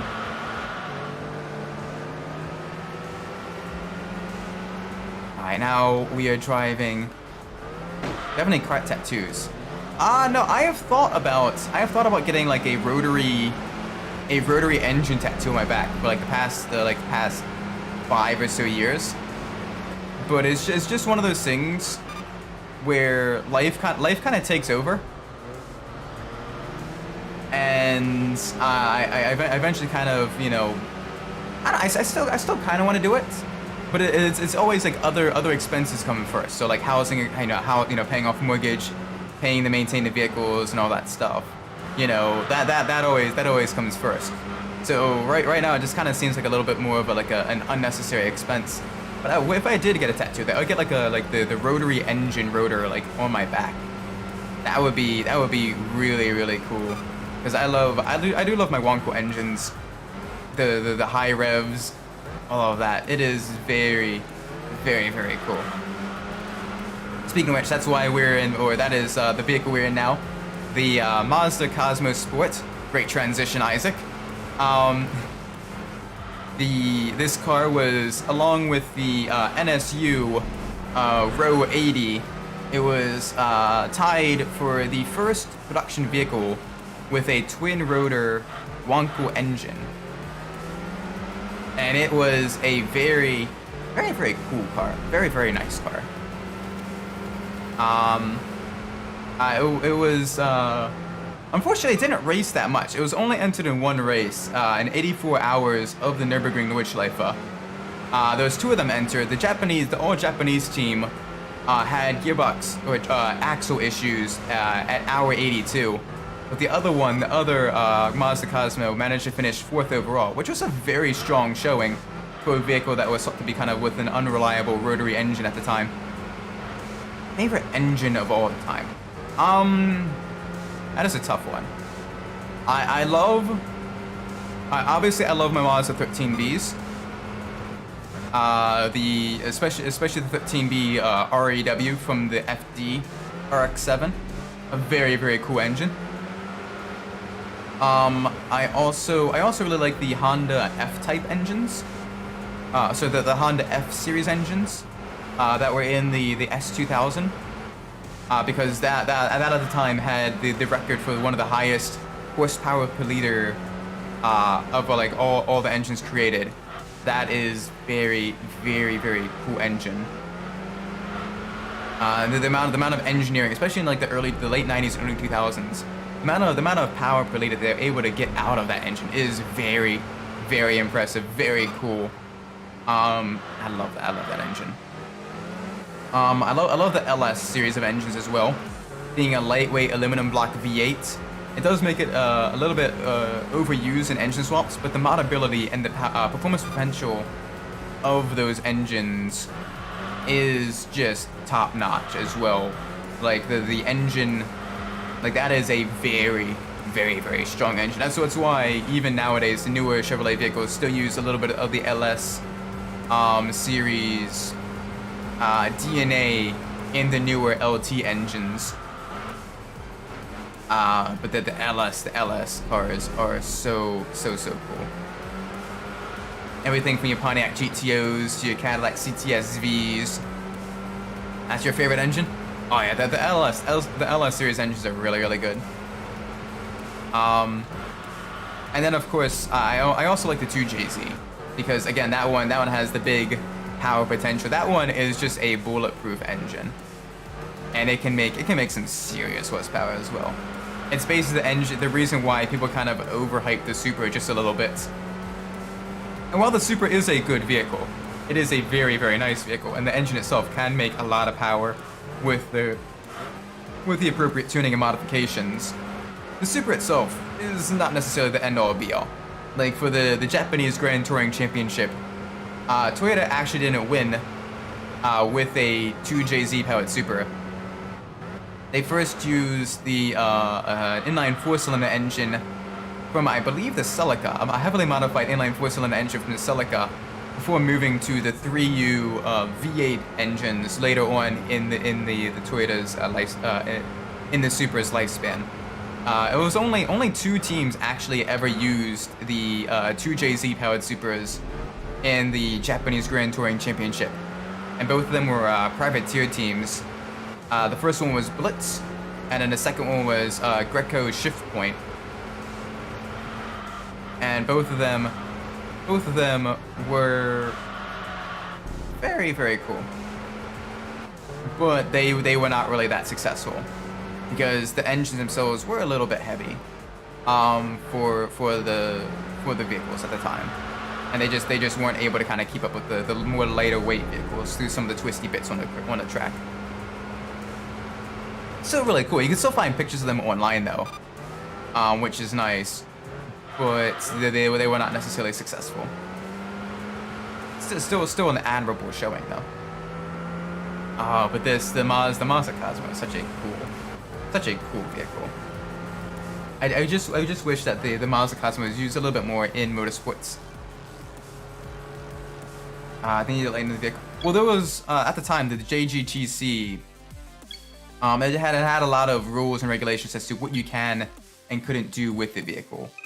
And there was a minimum weight requirement as well. But even then, like the engine itself was just very heavy. And so a lot of times teams switched to the inline 4 powered Supra or the V8 powered Supras later on. Even the privateer teams did that. But it was, you know, the 2JZ powered Supras in motorsport didn't do as well. In like drag racing and like other like high performance applications, like in, you know, tuning and stuff like that, the 2JZ is a very good engine. But in like circuit racing, not as much. Usually they go for the more lighter weight and that allow the weight to kind of be shifted back towards the center of the vehicle as well. Because you want your center to grab, you want your weight, front and rear weight distribution to be as close to 50-50 as possible. Ooh. We have a chance to win the Sprite Mark 1. The little tiny Austin Healey Sprite. That is also a very nice vehicle. We're trying to win every vehicle in the game and trying to get every vehicle up to level 10. And basically, if you're not familiar with Enthusia, basically there's... I used to talk like that. Talk like what?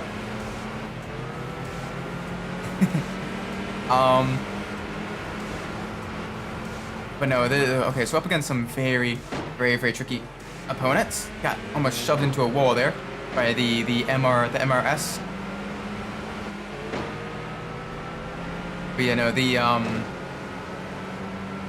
unfortunately the 2JZ Supras weren't all that more knowledge.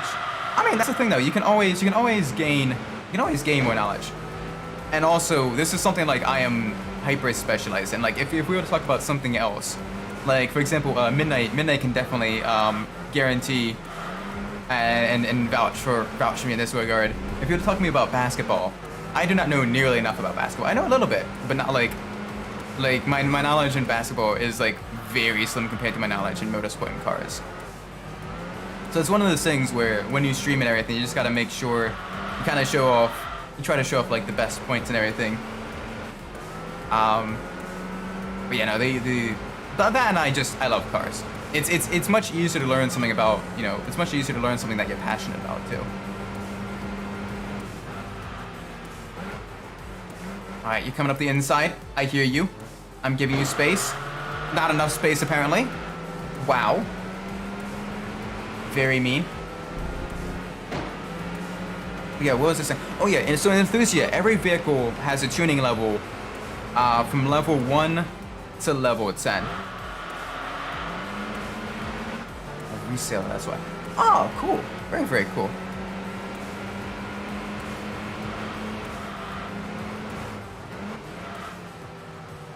Oh gosh, okay. Gotta try to get back in front of the little MR2. I was playing Burnout 2 earlier. Nice. I've still not played either of the first 2 Burnout games. I need to play those games though. I kind of want to see like where the franchise came from. The earliest one I've played was Burnout 3, but I really kind of want to see like the other 2 games, see, you know, what it's like to play them. How long am I going to stream? I'll be back. Probably for probably about another hour or so. Probably till around like 11:30 to midnight Eastern time. But yeah, somewhere around that time period.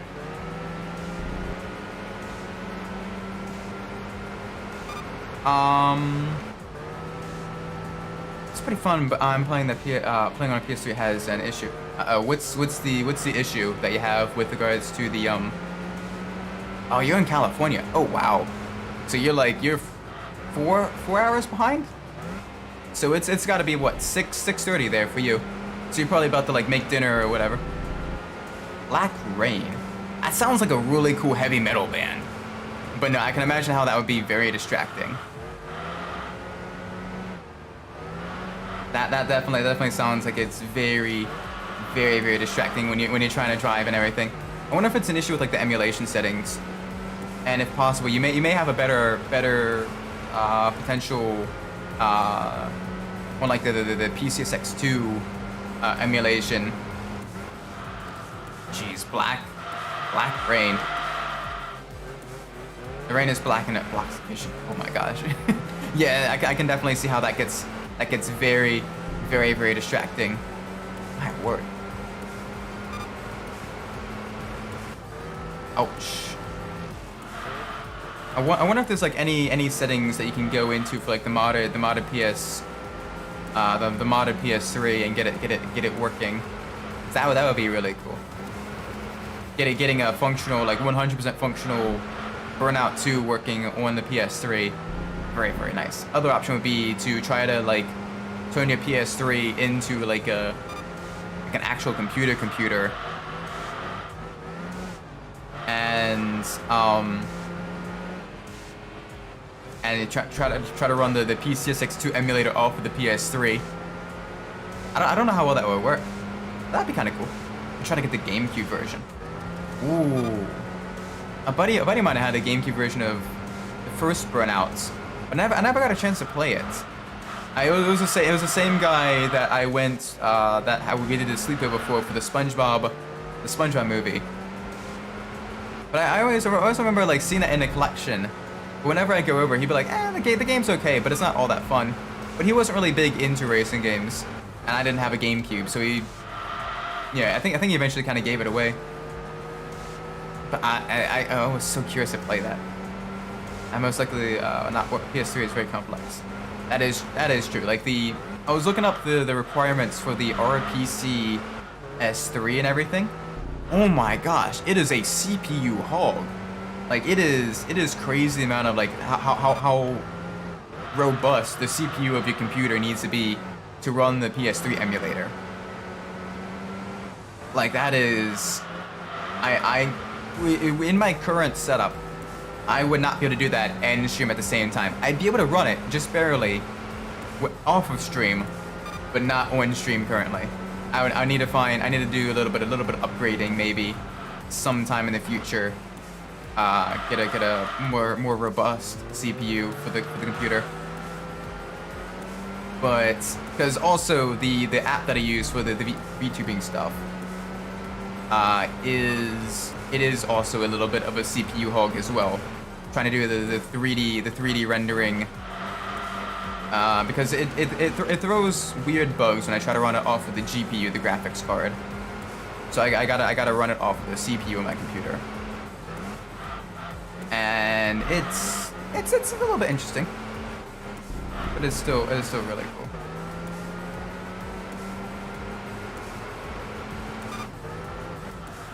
Alright, nice and easy.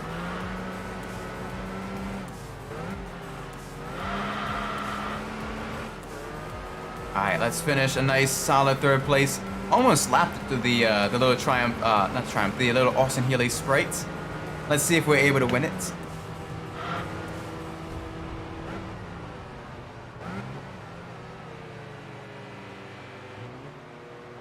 Yeah, that ASL Garaya, very quick, very fast. We had a lot of collisions as well. Hopefully we're able to level up the little rotary Mazda Cosmo. Okay, we still haven't won the Sprite. That is a little bit unfortunate. I was hoping that maybe we would get a chance to level that up, but I guess not. Alright, we need to get a little bit more points, because otherwise we're gonna start tumbling down the rankings. And it's difficult when you have the slower vehicle, especially an older, slower vehicle as well, because the amount of grip you have on your tires is determined by not only the width of the tires, but also the year that the vehicle was made. And this is a very old car. So let's try this race. Let's try the Japanese car limited race. Mazda Cosmo versus Lancer Evo. I am sure that is totally fair. We should be able to win this easy peasy. You know, it's totally fair fight. Oh, I can't even pretend to be. You know, sarcastic about this or sincere about this. We are gonna get our butts handed to us, but we gotta keep pushing. We gotta keep trying to like go big or go home with regards to getting all the ranking points. We may be able to do a half decent run if we can run a defensive line. Cut back on the inside, do the cut back. There we go. The double overtake through the turn.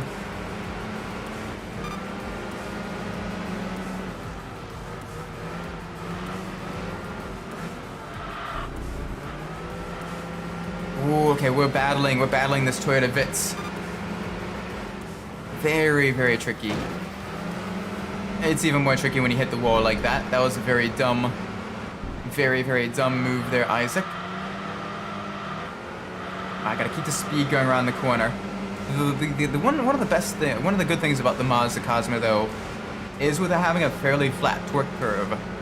It is very smooth when you gun the accelerator through the turns. Like, it handles beautifully.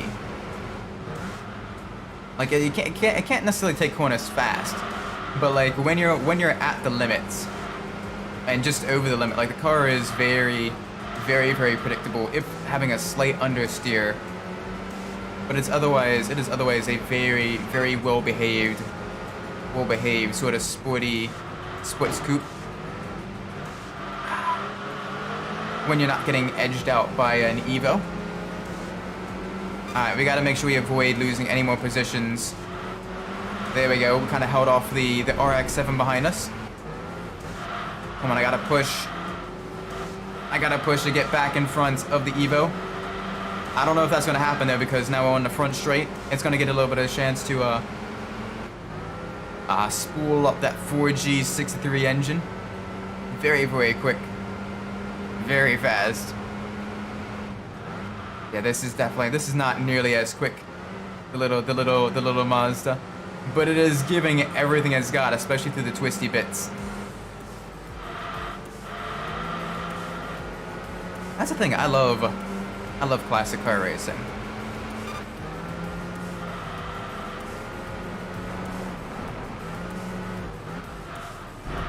Like one of the things I really like watching is the Goodwood, like the Goodwood Festival of Speed and the Goodwood Members Meeting. It's held in the UK, and it's basically this super rich guy that has like a racing course, like almost like in his backyard, as well as basically kind of uses like his very long driveway as like a hill climb course. And basically for the Festival of Speed, it is basically like a weekend-long tribute to like different aspects of racing and automotive history, as well as like a showcase, a moving auto show as well, because like the high-end like sports and supercar manufacturers come out there to kind of showcase like the newest releases as well for the supercar shootout. And sometimes that's usually where certain vehicles make their debut and are showcased to the world for the first time. There's a lot of automotive history there too. They do everything from like classic rallies in the Forester section to, you know, the time shootout where like different historically significant cars compete to be the fastest one up the hill, and seeing those vehicles push to within like an inch of their limits, and sometimes even beyond that, by like, you know, professional racing drivers. It is really cool. Like I really enjoy that a lot. But you know, it is so much fun. All right, we got two more laps to go. We gotta defend hard against the RX-7. It is an older RX-7, so it doesn't have as much horsepower as the FD or the FC, but it is still going to be very quick, very tricky.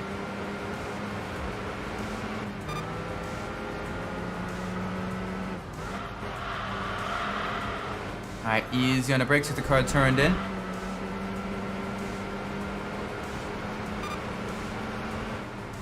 All right, nice and easy.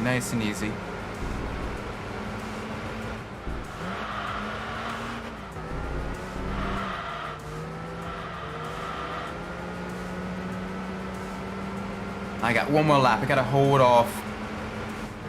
Gotta hold off the RX-7 one more lap. Oh, it is gaining on us on the straight though. Rotary versus rotary. New versus, or old versus even older. And we got another car even further behind us as well. It looks like the Nissan, the Nissan Skyline, or the Infiniti G35. That's what it looks like, but it's hard to tell in the mirror. I'm not getting the best look at the vehicle. Definitely looks like a Nissan of some sorts. But regardless, so we gotta hold on because I got two racers behind us, fighting us for position. Can we finish on the last step of the podium? Can we get just a little bit of a few extra points? Oh, it's gonna be tough. It's gonna be very tough. Come on. Try to make sure they don't get in your slipstream. Oh boy, they are close. And across the line. Nice. That is a very solid third position. And it was the Nissan Skyline, the four-door version though of the G35, the G35 sedan.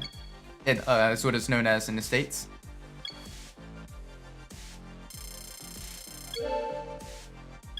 But yeah, nice. Got a little bit of extra power as well. Doing a little bit of tuning to the rotary engine. Yeah, the ranking is still going to keep decreasing until we can get a decent run on some faster vehicles, or having a race in the rank 1 league that is a little bit more balanced. I got the Dragon Challenge here. What are we up against? The Nissan Elgrand. The Elgrand's got a lot more power than us, but the Elgrand isn't nearly as nimble going around the tight, twisty bits. So we may have a shot if we can outmaneuver it going through some of this course. Plus, also, it's been a while since we've done the Toge course, the Dragon Range. Mazda Cosmo versus Nissan Van.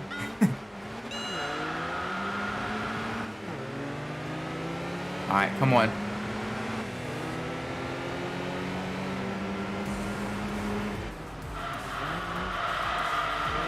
Alright, already they do have a bit of a lead. They do have more power than us. but we gotta kind of keep up with them on the twisty bits. Oh gosh, it's our turn to go wide. Oh, nope, that's not going well.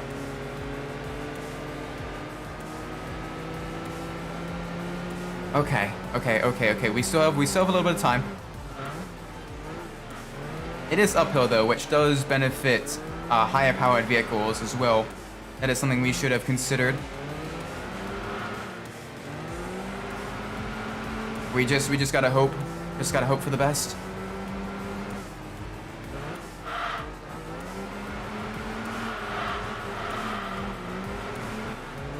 That van is surprisingly agile though. We are losing to a minivan. Alright, tight right hand hairpin. I think I might get a PS Vita instead of the PSP. It looks like I can do more with modded. Oh, cool. Now, I'm not as familiar with the PlayStation handhelds. Can the PS Vita, can that still play the like PSP games? Or is it only able to play PS Vita games? Because if it can play PSP games, then it may be worth your time then to get the Vita. But if not, then you may also want to sort of compare the game library of the two systems. Comparing PS Vita can play the PSP games. Okay, then if that's the case, the PS Vita probably definitely seems like the best choice. Because then you can get the Vita games, you can do the PSP games, and you have more moddability as well. Oh gosh, okay. We are not doing well. We're gonna have a very, very, very unfortunate loss here, it looks like. The van, very, very quick. We're not really able to catch up to it. We're able to kind of get close, but not nearly close enough.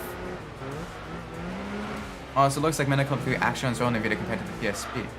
Oh, nice. So it seems like it's more so a hardware issue than a coding or a software issue.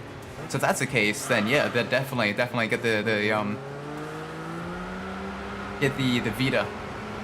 That's one thing I want to try, because I know some games that were very, very crunchy, like Gran Turismo 4. At times definitely had like frame rate drops on like the original hardware of the PS2. I wonder how well like the PCSX2 emulator can handle like some of the crunchier, some of the more difficult, some of the more graphically intensive PS2 games. Because right now I haven't had any like major bugs or major issues with regards to the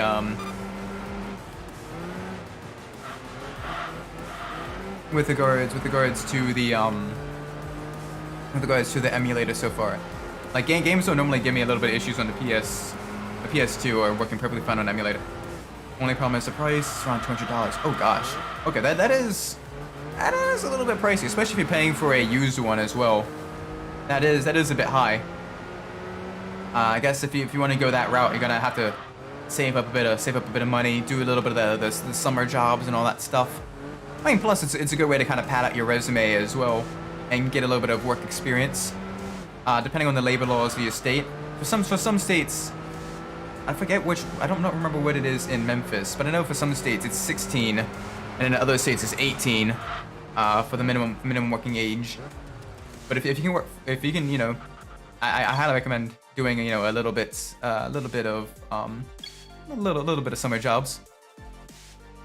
Even if it's like just doing lawn work for like the neighborhood and everything, getting paid under the table, that's still still something that's helps you save up. Plus it also build up muscles and everything as well. Helps get you trained up for the basketball stuff too. One of the PS Vita racing game I can think of is Need for Speed Most Wanted. Really? Yeah, I can't really think of too many PS Vita games in general. Like I know there was an Uncharted game for the Vita. I think it was like Golden Abyss or something. But yeah, no, I don't remember too much about the Vita. The Vita just kind of came and went, at least in my sphere. So I never really paid it much attention. It's gotta have at least a couple of games though, I'm hoping. If not, I know the PSP has a massive library though. So in worst case scenario, you still have a big library of PSP games to play on that. But yeah, I mean, if you're only be doing the PSP games on the Vita, you may as well just get the PSP then, depending on the disparity between what all you can do for either of them when modded.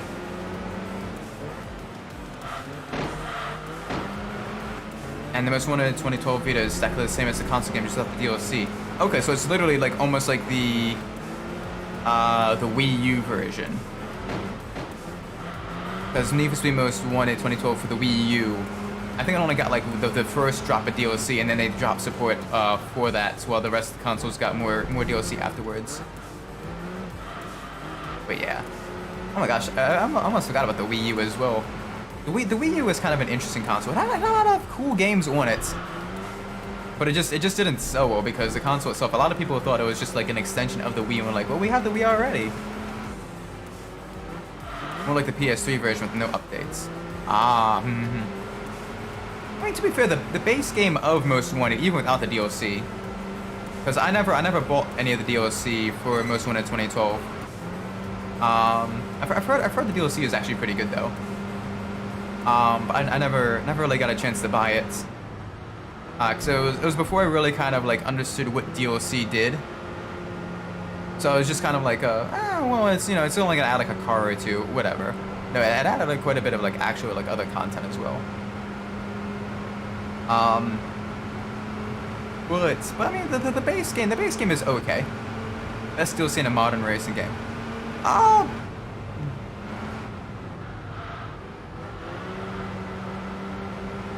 Yeah, probably. It's hard to come up with something. Hard to come up with something that beats it.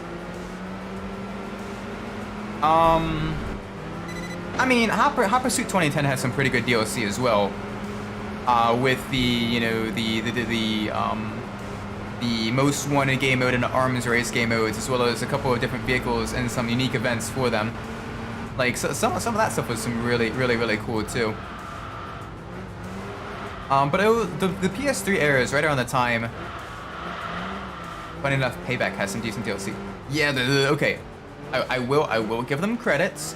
As much as I don't like Payback for the speed cards and the wonky handling, the Speedcross DLC was actually really fun. I played through that more than a couple of times, the Speedcross DLC.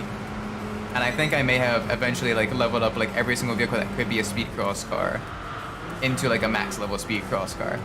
So I would just have fun like doing like, so it kind of felt like us, you know, doing your own like gymkhana type of stuff. And it was just very fun. And that is how you do good DLC, stuff that adds to the game as opposed to feeling like it was just content that was, you know, cut initially from the game and then added back in. Like it adds more to the game. It adds like another layer. And it was just very fun. But I think that the PS3 era of consoles is right around when we hit like the golden age of like DLC, before companies kind of realized they could just remove parts of the game and then charge us for them later on.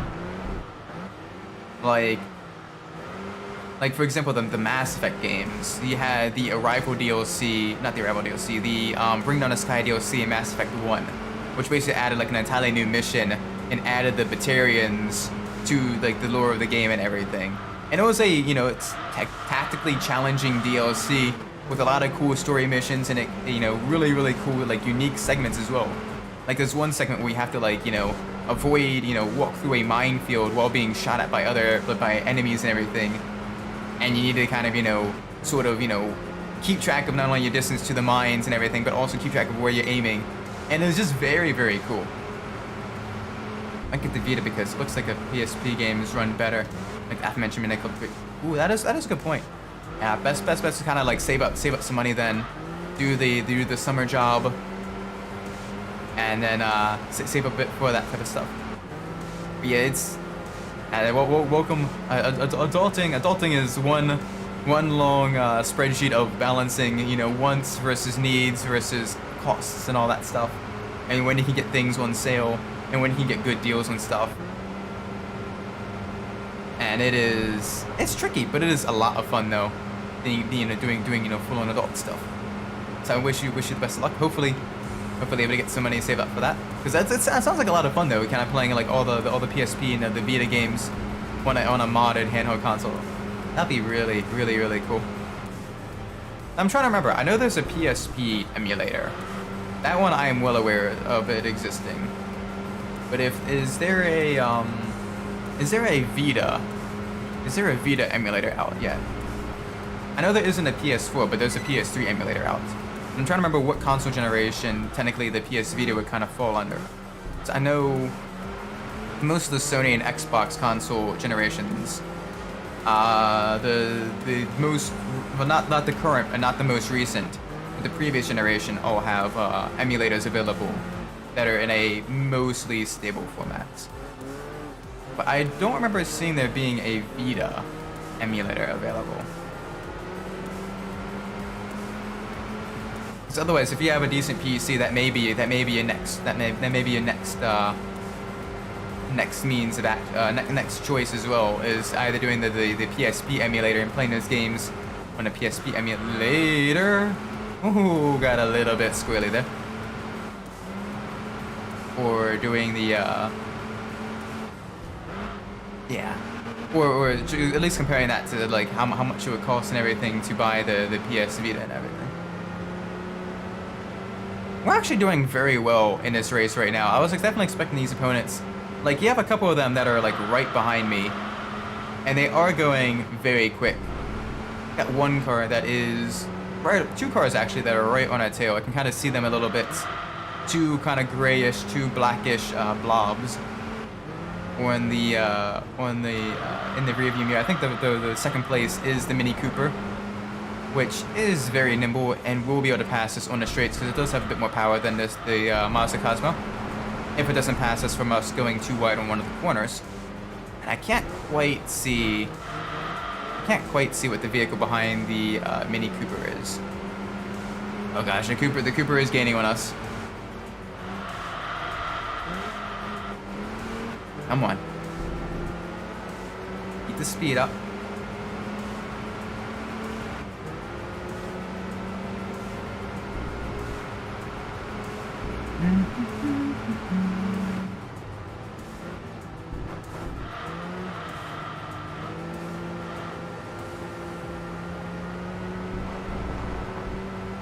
Alright.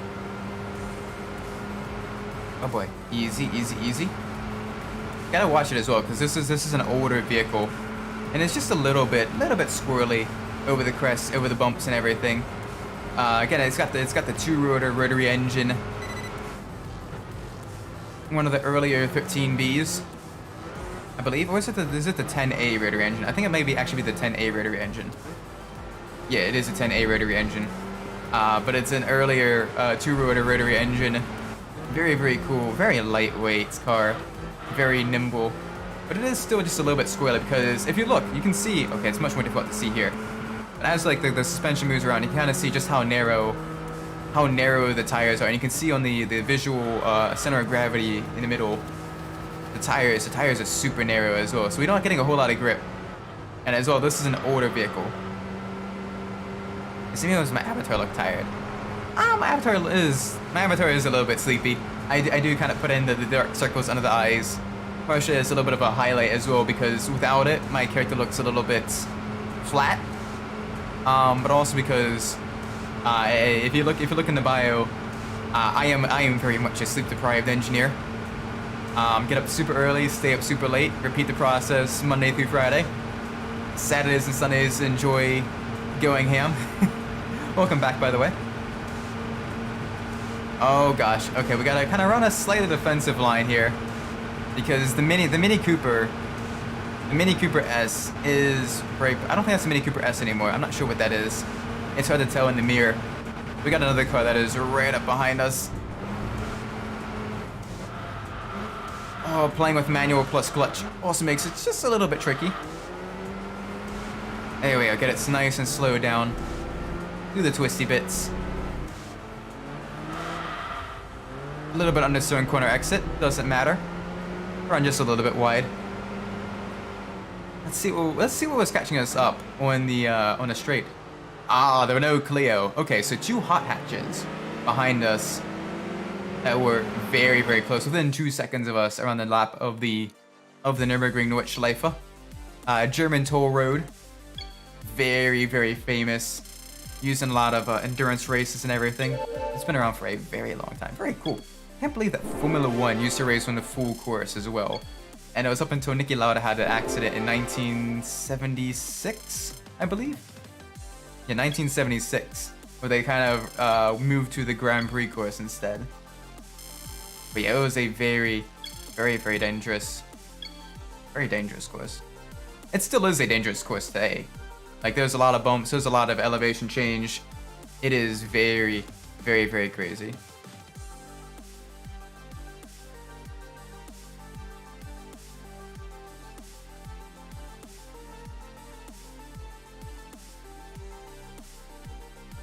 All right, let's do a couple more races. Let's get the Mazda Cosmo up to its max level.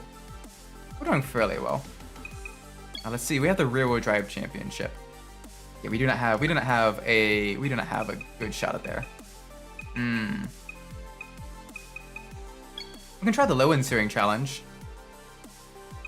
I don't think we'll do well, but we may be able to at least finish fourth. Fourth will give us some decent points. I will, however, I'm gonna run to the restroom real quick. I'll be back in just a second. Please not go anywhere.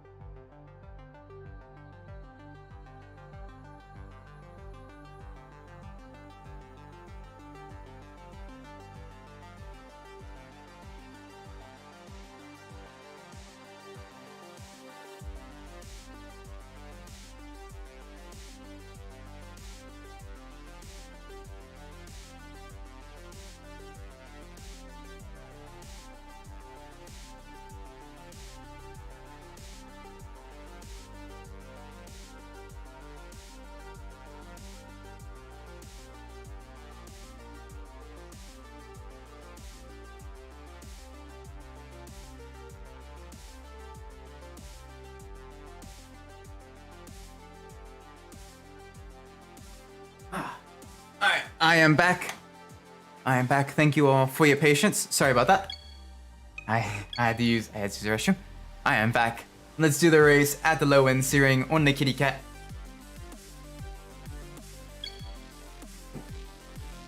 Let's see how well we can do. We're up against some very tough competition. But if we can win, or if we can do well, we can definitely get a lot of ranking points. Really kind of propel us up in the rankings. Our vehicle is moderately tuned as well, so we will have a little bit more power, a little bit more grip. Vehicle will also be fairly lightweight. It already is lightweight, but it's going to be even more lightweight now. Alright, now one of the cool things about low-end steering is the AI definitely did not take this corner as fast as they could. So you can kind of use that a little bit to kind of cheat into an easier position. The AI are a little bit slower on this course than on other courses. Alright, another thing I love about this course is, one, it's a permanent racing circuit, a fictional permanent racing circuit, but a permanent racing circuit nonetheless. And I also love how it looks like a kitty cat, because I love cats. Cats are adorable. And right now we are on the ears of the kitty cat, going down onto the chest, or right around its neck now. We're kind of giving it neck scritchies onto its chest. Gradually kind of moving our way onto the front leg. The front leg of the kitty cat.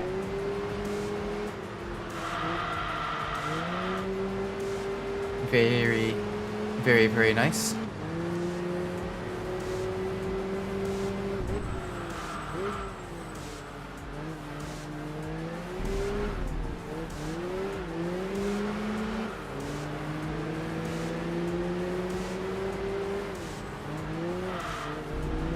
But yeah, no, this is okay. Now we're gonna get challenged again by the Skyline, the R34 GTR.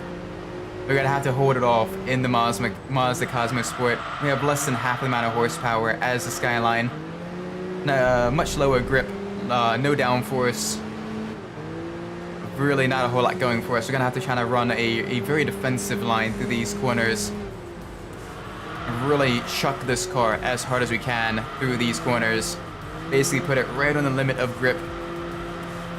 And just hope it sticks. Oh man, it is. It is a very, very tricky car to drive. Once it gets just a little bit squirrely in the hard braking, otherwise it's not too bad though. But under hard braking, it does want to kind of get just a little bit loose in the back end. All right, now onto the tail of the kitty cat. This is a tricky corner as well because it starts out tight and it gradually opens up. So you think you can keep gaining more and more speed, but as you begin to go up this hill, the corner tightens, and you gotta if you're already at the limits of your vehicle's grip, you kind of have to let off the throttle a little bit to make sure that you don't run wide on corner exit, because it tightens up a lot on corner exit there. Into backwards Radion. This is basically like the one famous corner on the Spa circuit, but it's been mirrored. Very, very fun, very fast going through it. Nice, nice, nice. And that is the first lap done. One low end searing. I wonder if someone's made an Assetto Corsa mod for this. I think that would be very, very, very cool. Alright, back onto the banking turn.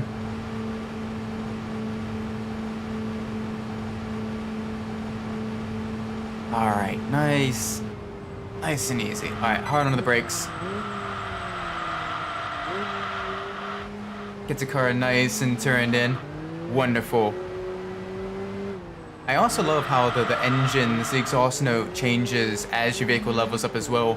Kind of adding a little bit of an audio cue to your vehicle becoming more and more attuned. You can kind of hear it. If you compare this to the earlier Mazda Cosmo, it wasn't nearly as aggressive. It was a lot quieter. This is a little bit louder. It's got the signature kind of rotary kind of buzz to it. But it is very, very, very nice.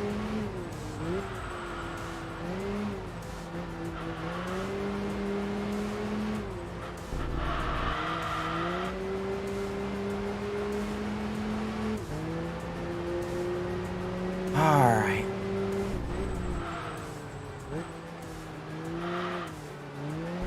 Alright, let's try. Oh gosh, easy through there. Nice and easy through the twisty bits. Back up onto the back of the front leg. Getting close to the belly, the forbidden petting spot of the kitty cat. Where you go to pet, but it turns out it's actually a trap. And you get your hand all blendered up. But it's still adorable. It's the most adorable blender you will ever see. I got a little kitty cat as well, little garbanzo. She's a good little bean. She'll usually she'll kind of alternate between like the wife and I, depending on what we're doing. Where she'll just kind of chill with one of us later at night, just watching us work. Oftentimes she'll sit like up on the desk here, especially post stream. She'll sit up on the desk and like watch me like edit things, and create like thumbnails and all that stuff. And it's just very cool, very, very cool. She's a good little kitty. She is the best bean. All right, back on the tail of the kitty cat now. Oh, the skyline. The skyline is pushing. Gotta keep it nice and smooth through the turn. No mistakes here.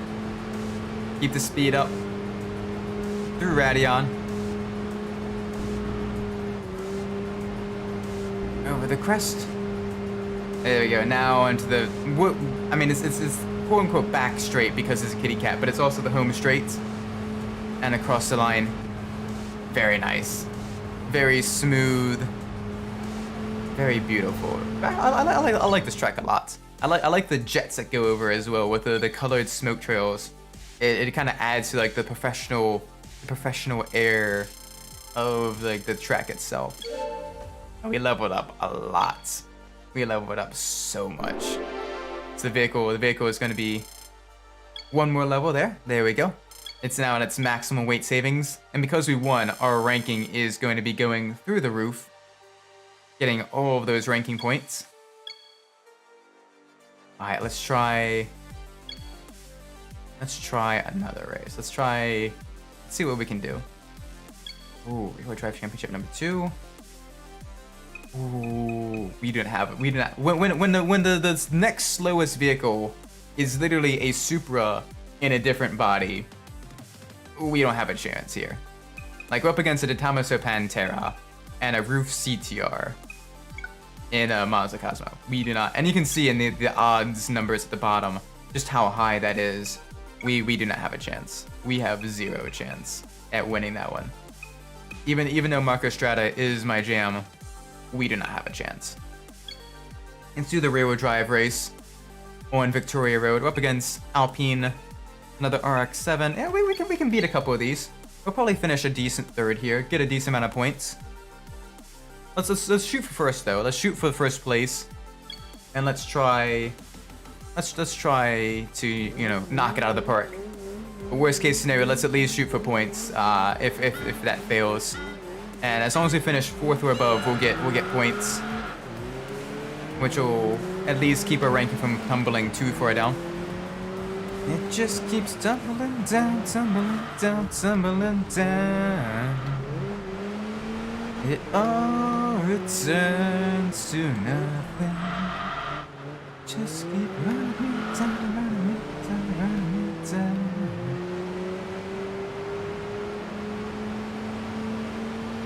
Every night you light me with gasoline. Every time I feel the light when you call my name. Like my song. Oh, cool. What song is that? I'm not quite recognizing. I'm not quite recognizing that one.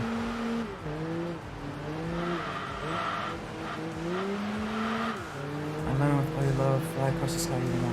I mean, those are very pretty lyrics, though. Those are very cool lyrics. Very nice. Space Boy by Dave Rogers. All right, I gotta write that down real quick. Hang on. Space Boy.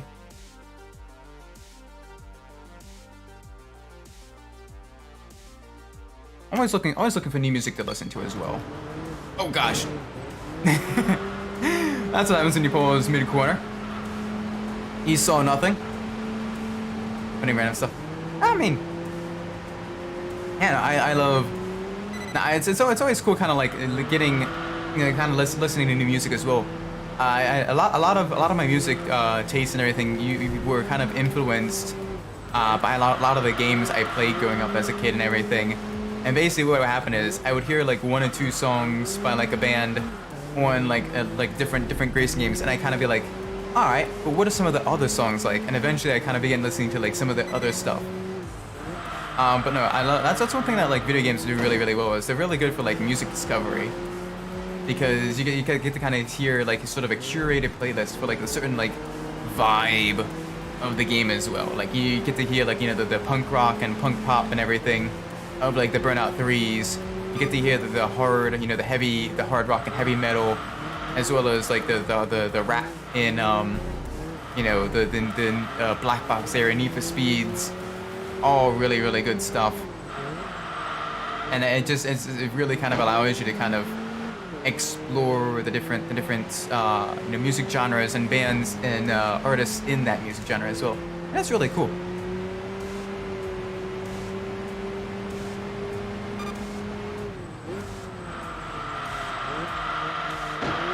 Oh gosh.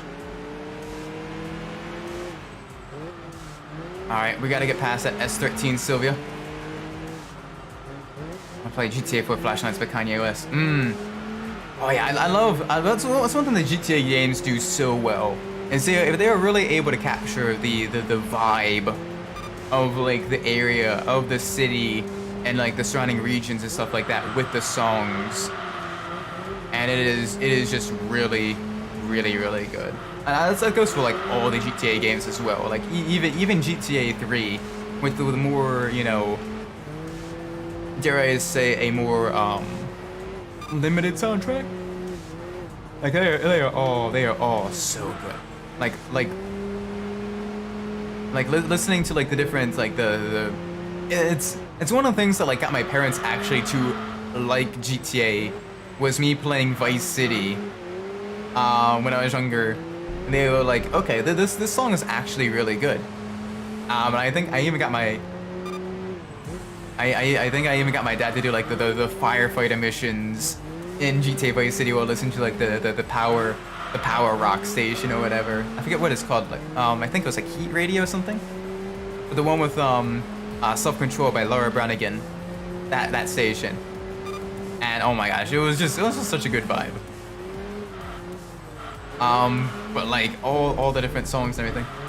And it was just really good for kind of like expanding the musical taste as well.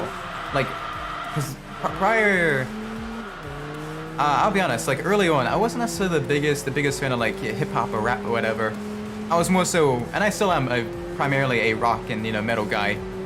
But listening to some of the rap songs, some of like the hip hop and all that stuff, the R&B in different games, like it's definitely given me an appreciation for the genre of music as well, and I've grown to kind of enjoy some of the older stuff, and even some of the newer stuff too.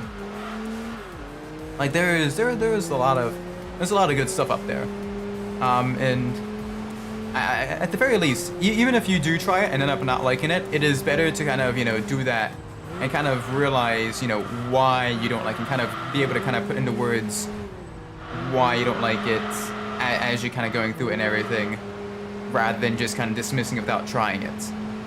It's the same thing with food as well. Like I highly, with the exception of things like that you are at risk of being like heavily at risk of being allergic to or allergic to or whatever, highly recommend whenever you get a chance trying either to cook new foods or trying new foods as well. And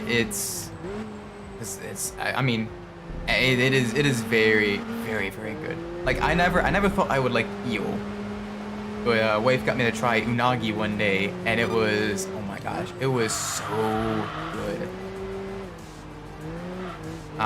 Because it was nice, like this like teriyaki, like this sweet teriyaki sauce as well, and it was so good.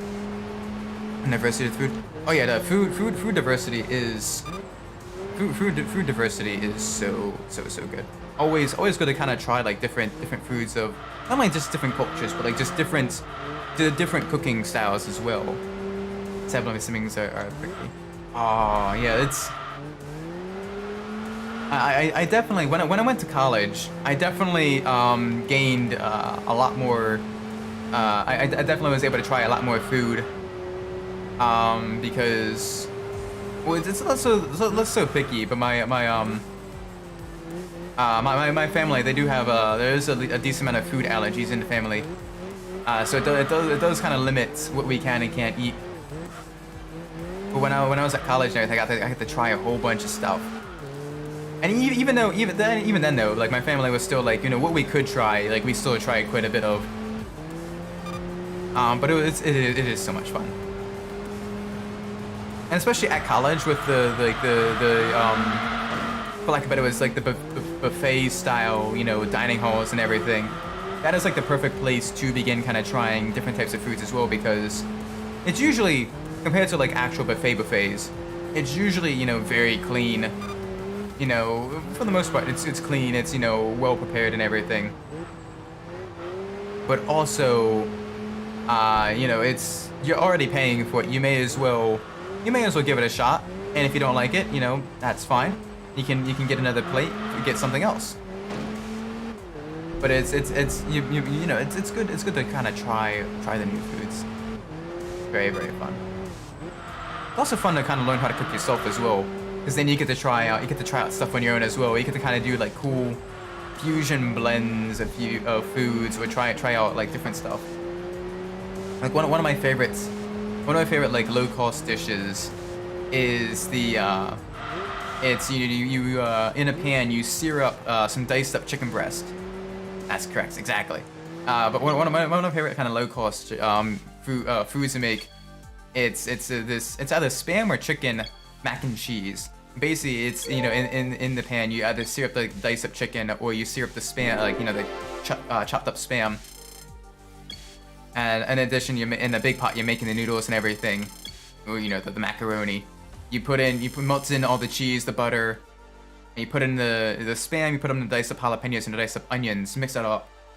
Put in a 9x12 baking tray and cover it with the shredded pepper jack cheese or shredded Monterey Jack cheese. And you bake at 350 until the cheese just barely starts to kind of like get a little bit bubbly, kind of gets a little bit burnt around the edges, and it is so good.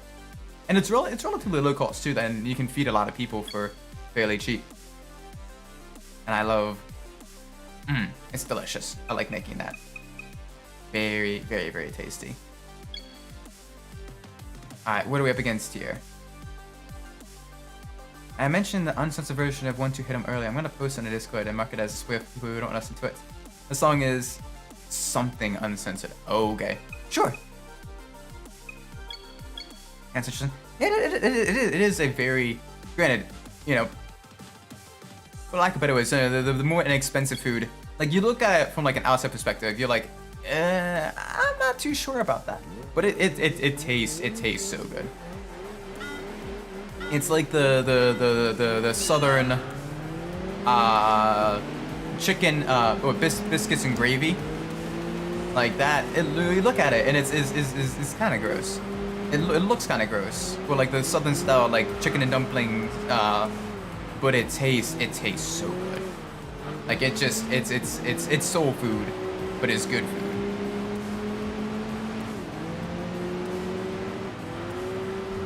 Alright, yeah, sure. Post a song on the Discord.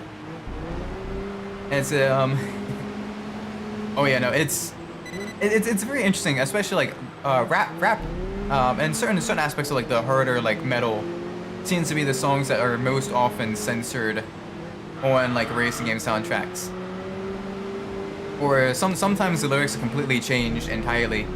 For example, in the Need for Speed Hot Pursuit 2, the 2 Hot Action Cop songs, they changed the lyrics to be more automotive themed, more racing themed.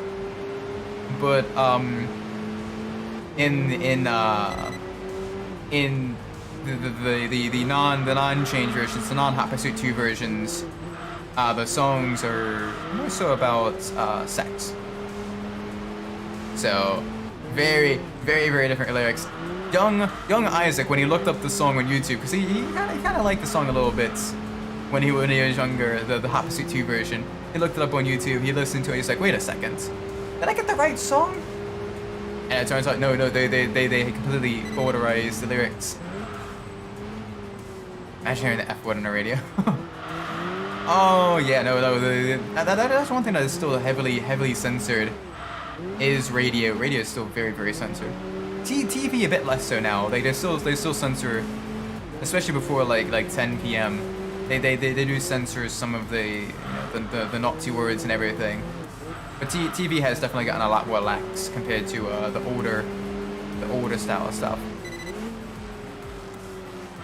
But yeah, no, it is very, and it's just very, very interesting as well, because like censorship as well, it changes a lot based on like the culture as well. What is considered acceptable, what is considered taboo, you know, what should be and should not be censored. And it changes a lot based on like country as well. Like in Australia, they video games are much more heavily censored than compared to the United States. Like they don't even like show a lot of blood at times, and they'll completely, you know, kind of censor that to you know, to not show that. Whereas in Japan, oftentimes they just kind of pixelate the blood and other like bodily fluids, but otherwise it is, you know, less. It's a bit less censored at points, and in America, you know, is full on like in your face with that stuff. You should to maybe say 3 F words as requirements. Or that's at least like the maximum allowable amount. And it's funny seeing the memes as well. A couple years back, it was this movie is now rated PG-13. Is allowed X number of F words. Where would you put it? And it was especially common on like the prequel memes subreddit at the time. One of my favorites was just the kid when Anakin ignites his lightsaber in the episode 3, when he's doing Order 66 on the Jedi Temple, and the kid is like, Master Skywalker, there's too many of them. What are we going to do? When Anakin ignites his lightsaber and the child kind of like steps back, almost startled, someone put the caption there, like the fuck right there. And I mean that is probably like the perfect spot to kind of have that. But yeah.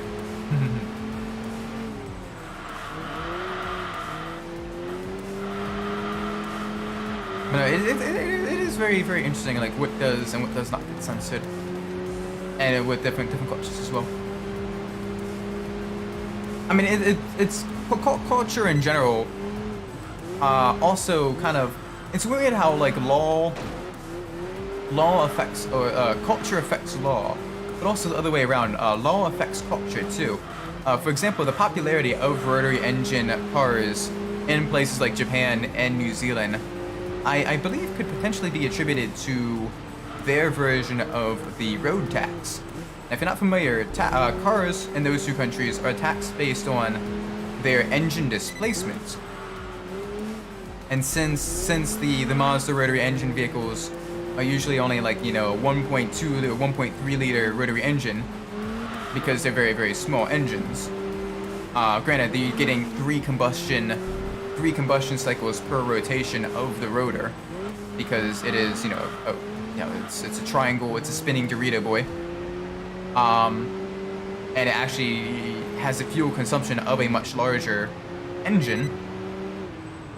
It's able to get away with a lower road tax. Or at least it was at the time, able to get away with a lower road tax because of the lower displacements. So it became a popular sort of pony car. The rotary engine vehicles became a kind of popular sort of budget sports car for people that kind of wanted to avoid paying like extensive amounts in like the road fees and everything. But it is still really, really, really, really cool cars. So that's why they're also a lot more popular in the tuning circles in Japan and in New Zealand as well. At least that is my running theory. Is because you can get a lot of power for low cost. That's why the pony cars are still very, very popular here in the States, because compared to other vehicles that make the same amount of power, they are much cheaper because they're usually running on a slightly more simplistic suspension setup. They don't necessarily have as many luxury, features and all that stuff. Alex is bad word for the UK. Yeah, exactly. Like the different slang terms as well. What is considered, what is considered acceptable? What is considered, very, very rude. Like in Australia, the C word is very, very casual. It's still kind of crass, but it's not like, not all that, not too mean. But in the United States, like the C word is like super, super offensive. Like it's like one of the worst things you can call someone, and it's like heavily censored. It's very, very, very strange. But I mean, with the multiple different cultures all around the world and everything like that, it kind of makes sense that things would, what is considered acceptable, what is considered unacceptable would definitely change quite a bit. Cover my eye a little bit. There we go. There we go. We actually managed. Now that the Mazda, the Cosmo is actually getting tuned up and everything, it is very quick. There we go. We won the R32 Skyline. One of the few vehicles we had left to win as well. Absolutely beautiful. Oh, I can't wait to eventually get to that vehicle. But right now we have a few. There we go. Okay, the Mazda Cosmo is now at level 10. Absolutely wonderful. Numbers increased by 1. Very nice. Very good. You saw an R32. Oh, nice. Yeah, there was. I've seen like one or two here in Maryland on the East Coast But imagine it may be a little bit more popular in California on the West Coast and everything, because it might be a bit easier to import them. Still really, really cool cars. They sound amazing. Like, oh my gosh, they sound beautiful. Oh my gosh, I got hiccups. But the RB engine, oh my gosh. It's a shame though that they're so expensive nowadays compared to like earlier. Like we can finally get them now, and we can't afford them. Like it is a very, very expensive car. But I mean they're beautiful cars too though. I actually just recently last weekend I went to a car show, a local car show that's run by the Lions Club. And I saw, normally it's like classic muscle cars, older guys with the classic muscle cars and everything like that, and some newer guys with like more modern muscle cars and everything. One person there, they had a Toyota Crown, like a JDM right-hand drive Toyota Crown. And oh my gosh, seeing that in person in the bright like pearl white color, and like the super like plush leather interior, it was so cool. It was so awesome. I really like seeing that a lot. Like I was freaking out about that because it's just it's just a vehicle that you don't normally see a lot of for car shows, especially in the States. And to see a Toyota Crown, it's very cool. Very, very nice. I would love. Granted, I need an actual like garage if I want to own like a sporty vehicle. But I definitely want to own like a nice American or Japanese or European, either or, it doesn't matter. But I want to own like a nice like project, fast sporty car. That'd be really, really, really cool. But I don't want it to be super exposed to the elements, because here in Maryland it rains a lot, and when it snows, snow is also very corrosive when it kind of mixes with all the salt on the road and everything. So before I focus on getting one, I want to make sure I get an actual extra space to store said vehicle, because I live in a townhouse, and while we do have parking spaces, we do not have an actual garage. That being said, though, there's a small like service shop that just recently went up for lease, somewhat close by, and I'm wondering. I know it went up for lease, but I want to see Project Cars 1980 Cutlass. Oh, very nice, very, very cool. Welcome to the stream, Sprockets. Good to have you here. Very, very, very cool. Very, very nice. Yeah, the old GM muscle cars. All really cool stuff. Just the cars in general, like for example, my uncle actually, he owns a later model of this car that we're actually driving, the MGB, and he's always working on it and everything, and it is such a cool car as well. But the MGB, this car they're driving, it was produced for a very, very long time. It was produced from 1962 all the way up to 1980, a very, very, very long time. To have a vehicle, be in production.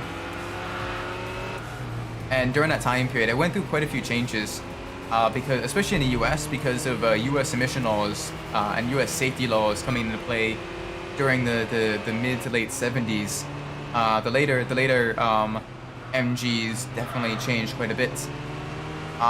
For example, a lot of them had to incorporate the black safety bumpers, which would basically be able to, to bounce back any collision at like 5 or 15 miles an hour.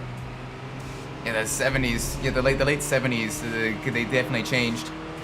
The oil went up as well. You had the fuel crisis, the OPEC oil crisis. You had the Clean Air Act in 1975, and I think it was like 74 to 76, somewhere in that time period.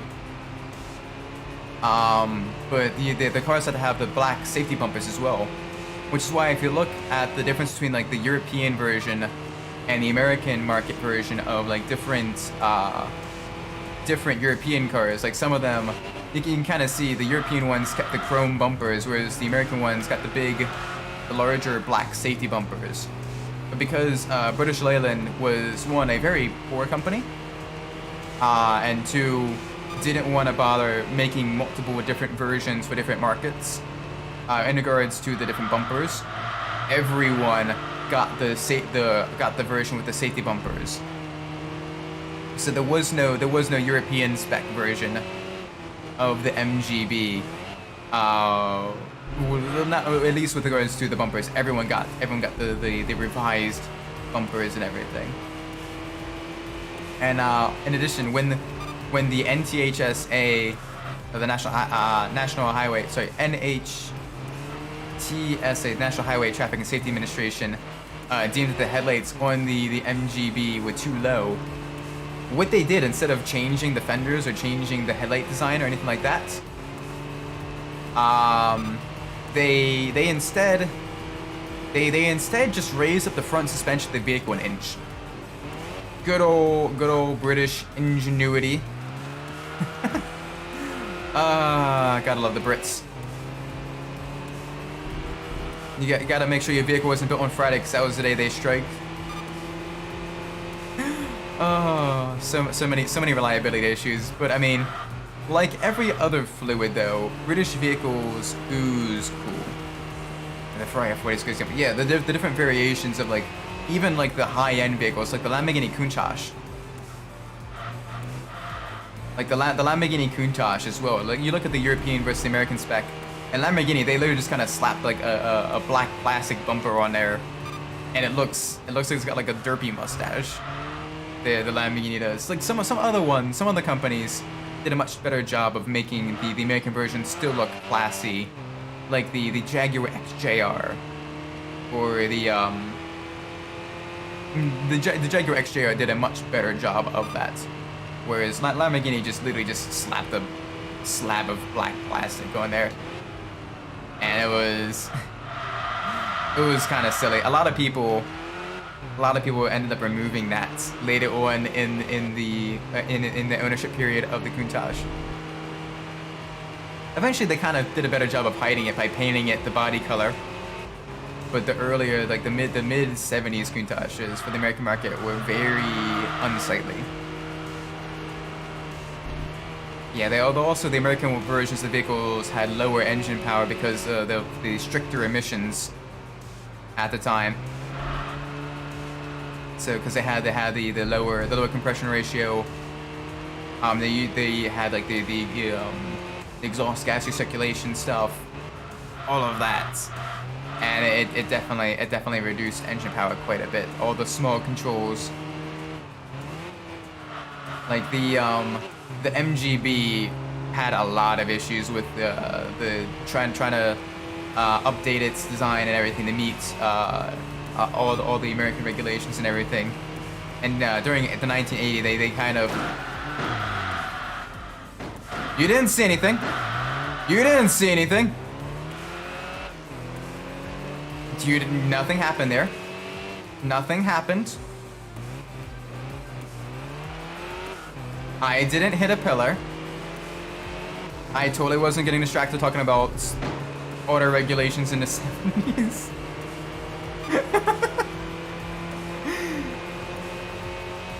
But like the 2023 Lamborghini Countach, I think it looks quite nice actually. It's kind of got the retro modern style that like a lot of the American cars in the early 2000s had going for them. And it definitely looks really heavy bump there. It looks really cool. Granted, it's built off of I believe it's built off of the Aventador chassis and everything.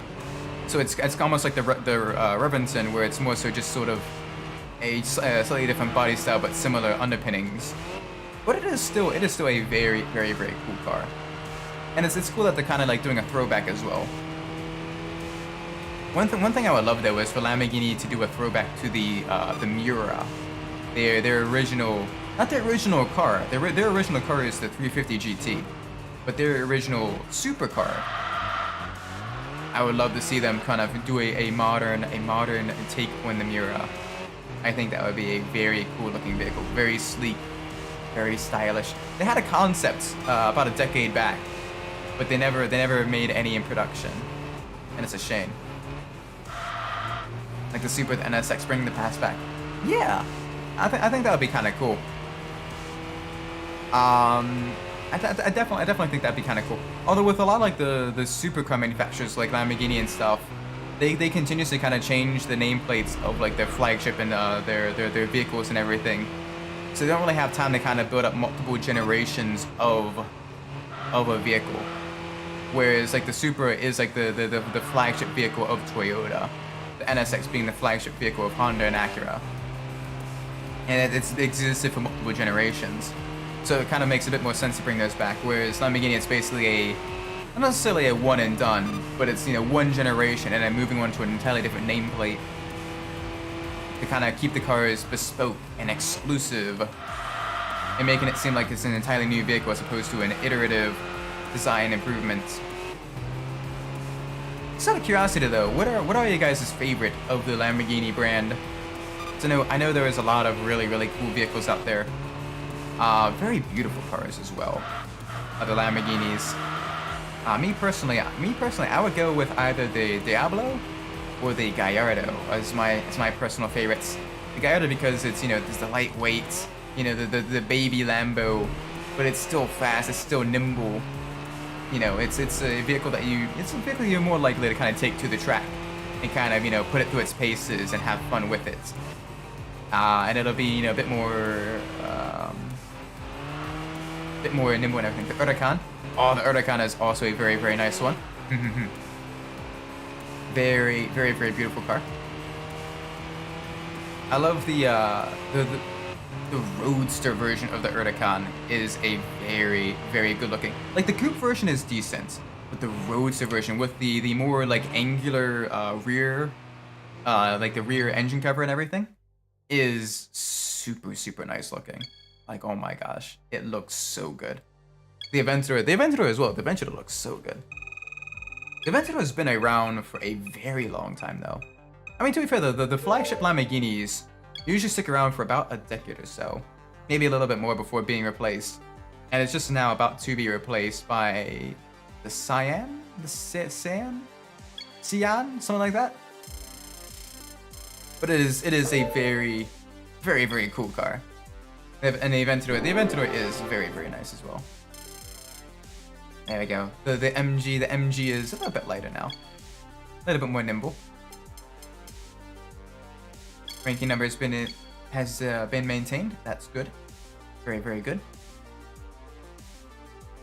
All right, let's enter a few more races. We'll go until about midnight. All right, we don't have a whole lot. We don't have a whole lot of options here. MGB versus Supra. I don't think we have a chance there. We do not. Not anywhere close. Urus? Oh, the Lamborghini Urus. Yeah, that one's interesting. I'm not the biggest fan of the trend of just sort of cranking out as much power as you can from the SUVs. But the Urus is still a cool, like it is still a cool concept of being a very fast, you know, SUV and everything. It's interesting. If we're going Lamborghini SUVs though, I love the LM002. The LM002, the Rambo Lambo of the 90s. That was a very cool car. A very cool truck SUV thing. They turned a failed bid for a military project into something, a hyper luxury, you know, off-road vehicle powered by a V12 engine for, like, you know, the super rich and famous. And oh my gosh, it's a cool car, cool truck thing. You don't really see it as much in like a lot of racing games, even the ones that are focused more so on like the off-road stuff. But it is very cool. Yeah, it's got the Jeep, the you know, the very boxy styling, but it's got the power and the performance to kind of back it up, and it's actually, you know, usable, you know, very competent off-road. They even made a one-off estate wagon for, I believe, the Sultan of Brunei. Some super rich guy in the Middle East. They made like a one-off like estate wagon of the LM002, and seeing pictures of that, it is a very cool vehicle as well. Oh gosh, we're being beat by a Mazda Demio and a Honda Fit. And these are, you know, compact commuter cars, and we are losing to them in you know, an actual sports car. This is not good. This is not good. All right, nice and easy. All right, we only have 4 gears, so we're maxing out at 100 miles an hour, 105 miles an hour. So that is going to make the long 1.3 mile straight at the end of this lap. That is going to be where we probably get murdered by the faster opponents. We're just going to have to build up a much larger gap from them. Favorite song from Vice City is Waiting for a Girl Like You by Fun. That is a very good song. My favorite, I'm probably going to have to go with either Self-Control by Laura Brown again. Because it just kind of, the nighttime vibes with that song is really good. Or Out of Touch by Hall & Oates is also a very good song. Both of them just kind of have the nice sort of, you know, coastal, warm, but kind of a little bit kind of like not necessarily melancholic, but kind of like a little bit of darker vibes as well. Very nice songs. But Vice City had such a good soundtrack. Maneater, Maneater is such a good song as well. Hall & Oates in general just have they have a very solid discography. Like there's very few songs that I don't particularly like from Hall & Oates. Like they have so many good stuff.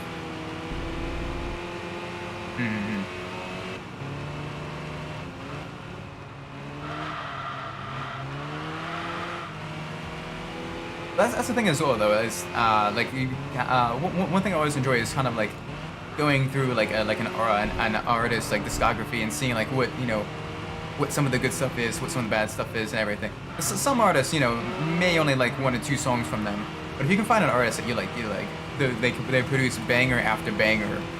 That is the good stuff. That is really nice stuff. Oh gosh. Easy peasy through there. Nice and easy.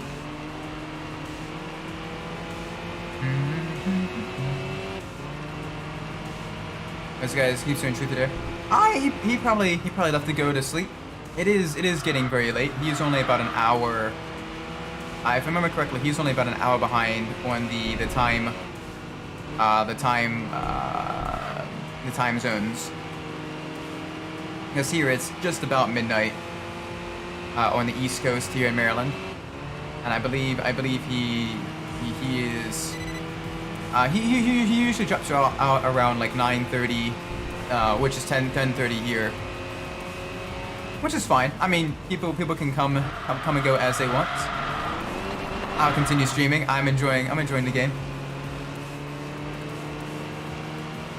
But yeah, no, it's.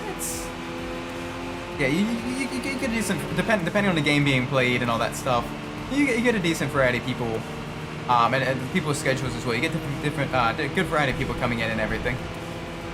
So some pop in every once in a while, who are a bit more, you know, their work schedule is, you know, very hectic and everything. They can't quite, you know, catch every stream, and that's totally fine. It's what I do on my channel. So mostly the channel. The videos themselves are actually just clips of like gameplay and stuff, things that I found funny, or, you know, topics that I enjoy talking about, or stuff like that. You know, things you know, that kind of give you a rough idea. So almost like not necessarily an advertisement, but, you know, for people that are just stumbling in to kind of see roughly what happens on the channel. You know, the level of quality or lack thereof, or in the on the, you know, for what I do. For the actual streams though, I do mostly racing games. And a lot of like PS2 and PS1 racing games as well. Like you can see if you go to the like the playlist tab and everything, there it's mostly like at least 70 to 80% of it is racing games. And the rest of the stuff is just games that either I haven't played or games that it's been a very long time since I have played that I want to kind of try out. Because basically the two things, I kind of this channel is just a hobby right now. You know, I'm enjoying streaming, learning new things, learning, you know, all the different technical aspects of it. But it's basically a means for me to kind of gush about my favorite cars, my favorite games and everything like that. You know, all the different racing games and everything, as well as a means to kind of get a chance to try out and react to games that I may have missed out on or I never got a chance to play. Like for example, Chrono Trigger. That was the first time playthrough of that, because I kind of hadn't really played a whole lot of JRPGs in the past, or RPGs in general. So I kind of wanted to, you know, try that out. I heard a lot of, you know, Chrono Trigger is, you know, very hyped up game. It is a very, it is, you know, always in contention for, like, you know, one of the best, you know, PlayStation 1 games, one of the best sort of retro RPGs of all time. So I'm like, okay, well, I want to give it a shot. And so I got a chance to do that on stream. It was very fun. And I got to do, you know, the first time playthrough, and I got to kind of play through it with, you know, other people as well, you know, kind of encouraging me along, or you know, kind of doing the jokes and everything. And it was just a very fun, very chill time. I don't necessarily want to do like the super sweaty stuff, or you know, the like this is more so a comfy vibes, just kind of chill channel is what I intend to kind of do, you know, just for people who, you know, they get off work, or you know, they you know, they have one in the background while they're working and everything. Just, you know, have, you know, some nice sort of smooth, some more mellow background noise, okay, with occasional spice, of course. But for the most part, it's more so. It's more so. It's very chill. I want to stream on Instagram. I actually don't have an Instagram. That's one of the few social medias I don't have. Right now I'm kind of content on just streaming on YouTube. Like I said, I stream most days here, like most days at like 9 p.m. Eastern time and everything. I know there are means of like streaming on multiple platforms and everything, but it's like I said, this isn't. I don't necessarily want to just. Like, it's one of those things where, you know, if this does take off, that I do become popular and everything, cool. If not, that is fine too. It's basically just a means of just enjoying these games, but also enjoying them with other people that may enjoy the games or enjoy the car culture behind the games, or just want to chill and talk or whatever. Like basically almost like getting in a Discord call with your bros, you know, later on in the evening or what have you. We got passed by a Honda Fit. Okay. When you get passed by a subcompact and what's considered a sports car. Yeah. Whoopsie daisies. We probably set the gear ratio just a little bit too tall. We don't really have the top end speed. Decent acceleration, but not the best. Beat it? I'm trying. We can't really go much faster than 105 right now. So we gotta try to do some really mega late braking into the turns. They gain a lot of time on the straights. That's one of the downsides of using some of the older vehicles in this game, is they definitely do not have the performance to compete against newer vehicles, even if they're in an entirely different category.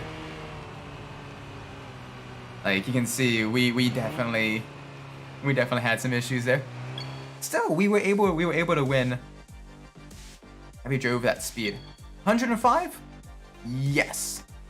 But not much faster than that in real life. about 100, 105 is right around like the fastest I've gone in real life. And it was just really, really late coming back from a track meet in college. And it was very sketchy. Do not recommend. Do not recommend one bit. Alright, we got time. We got time for one more race. We'll do one more race before we end the stream because it is getting very late. And I do have work in the morning. So let's see. Let's see what our ranking is and if we can do an easier race real quick. If we have a gap, we do have a gap. Sweet, so we can enter pretty much any race and finish any position and not lose ranking, which is good. So let's see if we're able to find a vehicle like the 500 that we haven't unlocked. Let's see if we can potentially win the 500. Because when you finish within the points, within at least the top 4 in a race with a car that you haven't won, or like against a vehicle that you haven't won, you have a chance to potentially win that vehicle in the rival car raffle. But you also have a chance to just not win anything at all, which is why some vehicles I still haven't unlocked, and some vehicles are just difficult to come by depending on what vehicle you're driving as well. Because the game randomizes events every single in-game week, and it basically determines, you know, what's it tries to figure out, you know, what vehicle, what categories your vehicle falls under, and like what opponents would be, you know, easy or difficult for you to beat, and it kind of tries to create a rough scale, a sliding scale of easy versus difficult races for you to try your hand at. And because of that, that's one thing that does better than Gran Turismo 3 and 4. Is that every single vehicle has a decent amount of events that it can be competitive in. I remember one girl drove her dad's Porsche crashed at that speed. Yeah, you got to be very, very, very careful when dealing with speed. You have to have a level of car control. You have to be very, very, very careful. You got to make sure you don't overcorrect. You got to make sure you know exactly what you were doing. And even then, you're still risking a lot because on non-racetracks, there is so much that can go wrong. You know, deer runs out across the highway, or you get a tire blowout or something like that. A racetrack has a lot of safety features to prevent you from, you know, getting severely injured. But regular roads don't have all of those safety features, so it's much more dangerous to drive fast on public roads than on a racetrack. Just on drugs. Oh, that's unfortunate. Yeah, it's very, very, very dangerous. Do not drive under the influence. PSA. That is a very, very, very unfortunate thing to do. Big slide through the corner.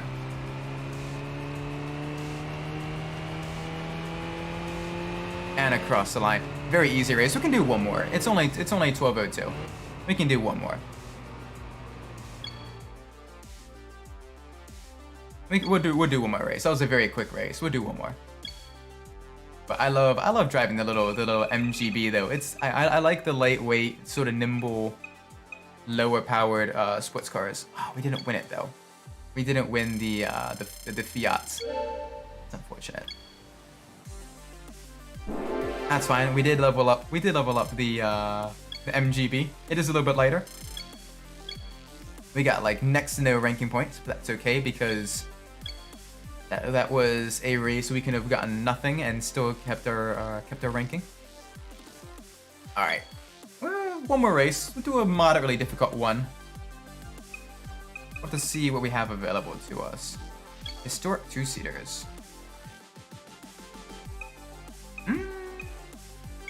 That is a possibility. Let's see. Let's go one or two more loops. Let's see if there's any races here when we can potentially win another vehicle. No, doesn't look that way. Under 2-liter race. I like rally racing. It is very, very cool. I like watching the onboards that they post on YouTube from the WRC. But I've never actually been to a rally race. There isn't a whole lot here, especially in the East Coast United States. there isn't a whole lot available, which is unfortunate because it is really cool. But I've not gotten a chance to watch too much like full on like rally racing. I do like rallycross though. I love watching all the different like rallycross championships and everything. It is very cool. And we'll take the hit. We'll take the hit to our ranking. I wanna try to win that Austin Healey Sprite, the Bug Eye Sprite. Get a British car for a British car. You know, I love all kinds of motorsport, be it endurance racing or Formula or like open wheel racing, motorcycle racing as well with like the MotoGP and Moto America. It is all very cool.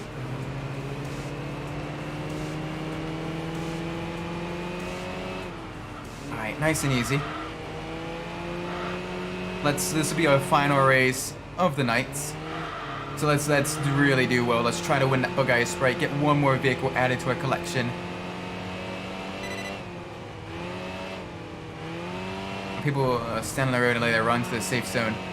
Yeah, no, oh my gosh, have you ever seen the footage of the old Group B rallies as well? Back before they kind of added a whole bunch of like the safety features and safe zones for the fans and everything.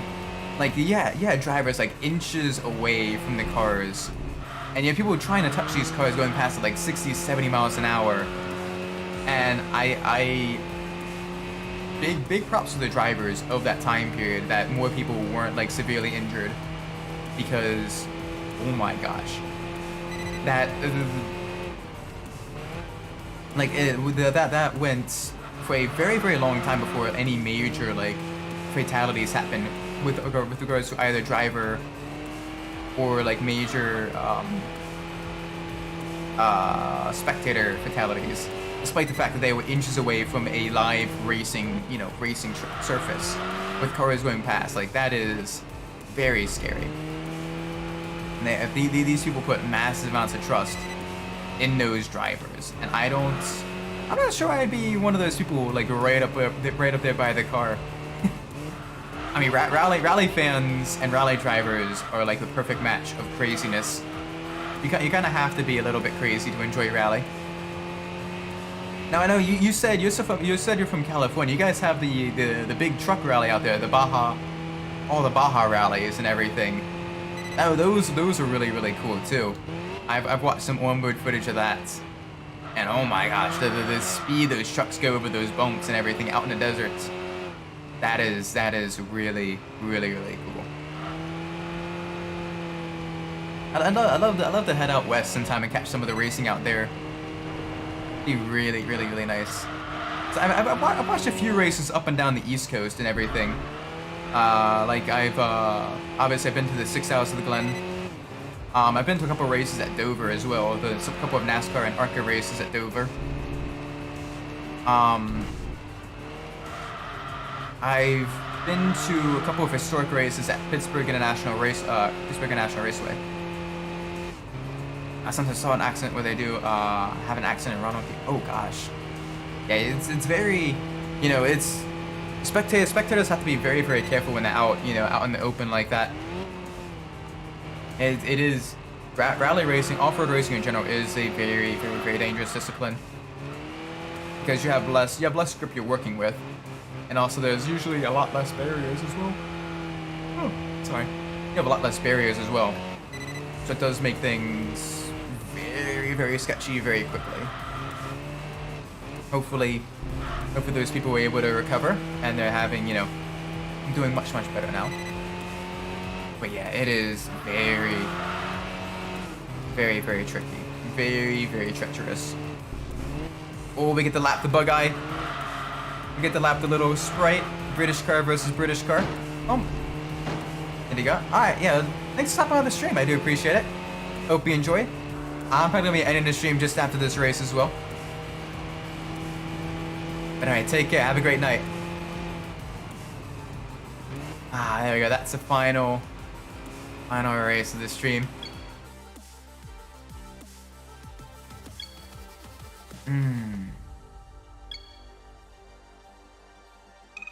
Let's see if we're able to win the Austin Healey Sprite. The Mark 1 Bug Eye Sprite. Yes! Perfect. Oh, it's beautiful. It is a beautiful, little tiny car. Only less than 50 horsepower. Oh, it's gonna be so slow, but it's so adorable. Got lots of performance. A lot of performance upgrades as well for the vehicle. There we go. Grippier tires and more power. We need that. And our ranking is definitely gonna go down. Oh no, it's been maintained. Okay. Sweet. Very nice. Alright, let's make sure we save up the game, and then we'll be ending the stream.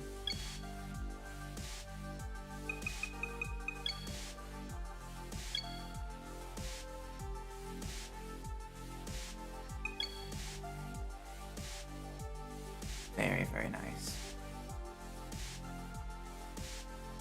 There we go. I just realized that that's cutting that off just a little bit. I'll have to redo that. Yeah. Nice. Alright, with that being said though, I'm going to be ending the stream here. Thank you all so much for watching, I do appreciate it. If you enjoyed the stream, do be sure to leave a like, subscribe. Let me know what I'm doing well in the comments below. If you didn't like the stream, do be sure to let me know what I'm doing poorly, so I can fix that in the future. That being said, I've been Isaac Umbras. Wherever you are in the world, whatever time of day it is for you, I do hope it is a great time. And I'll see you all on the next stream. Till then, take care everybody. Bye-bye!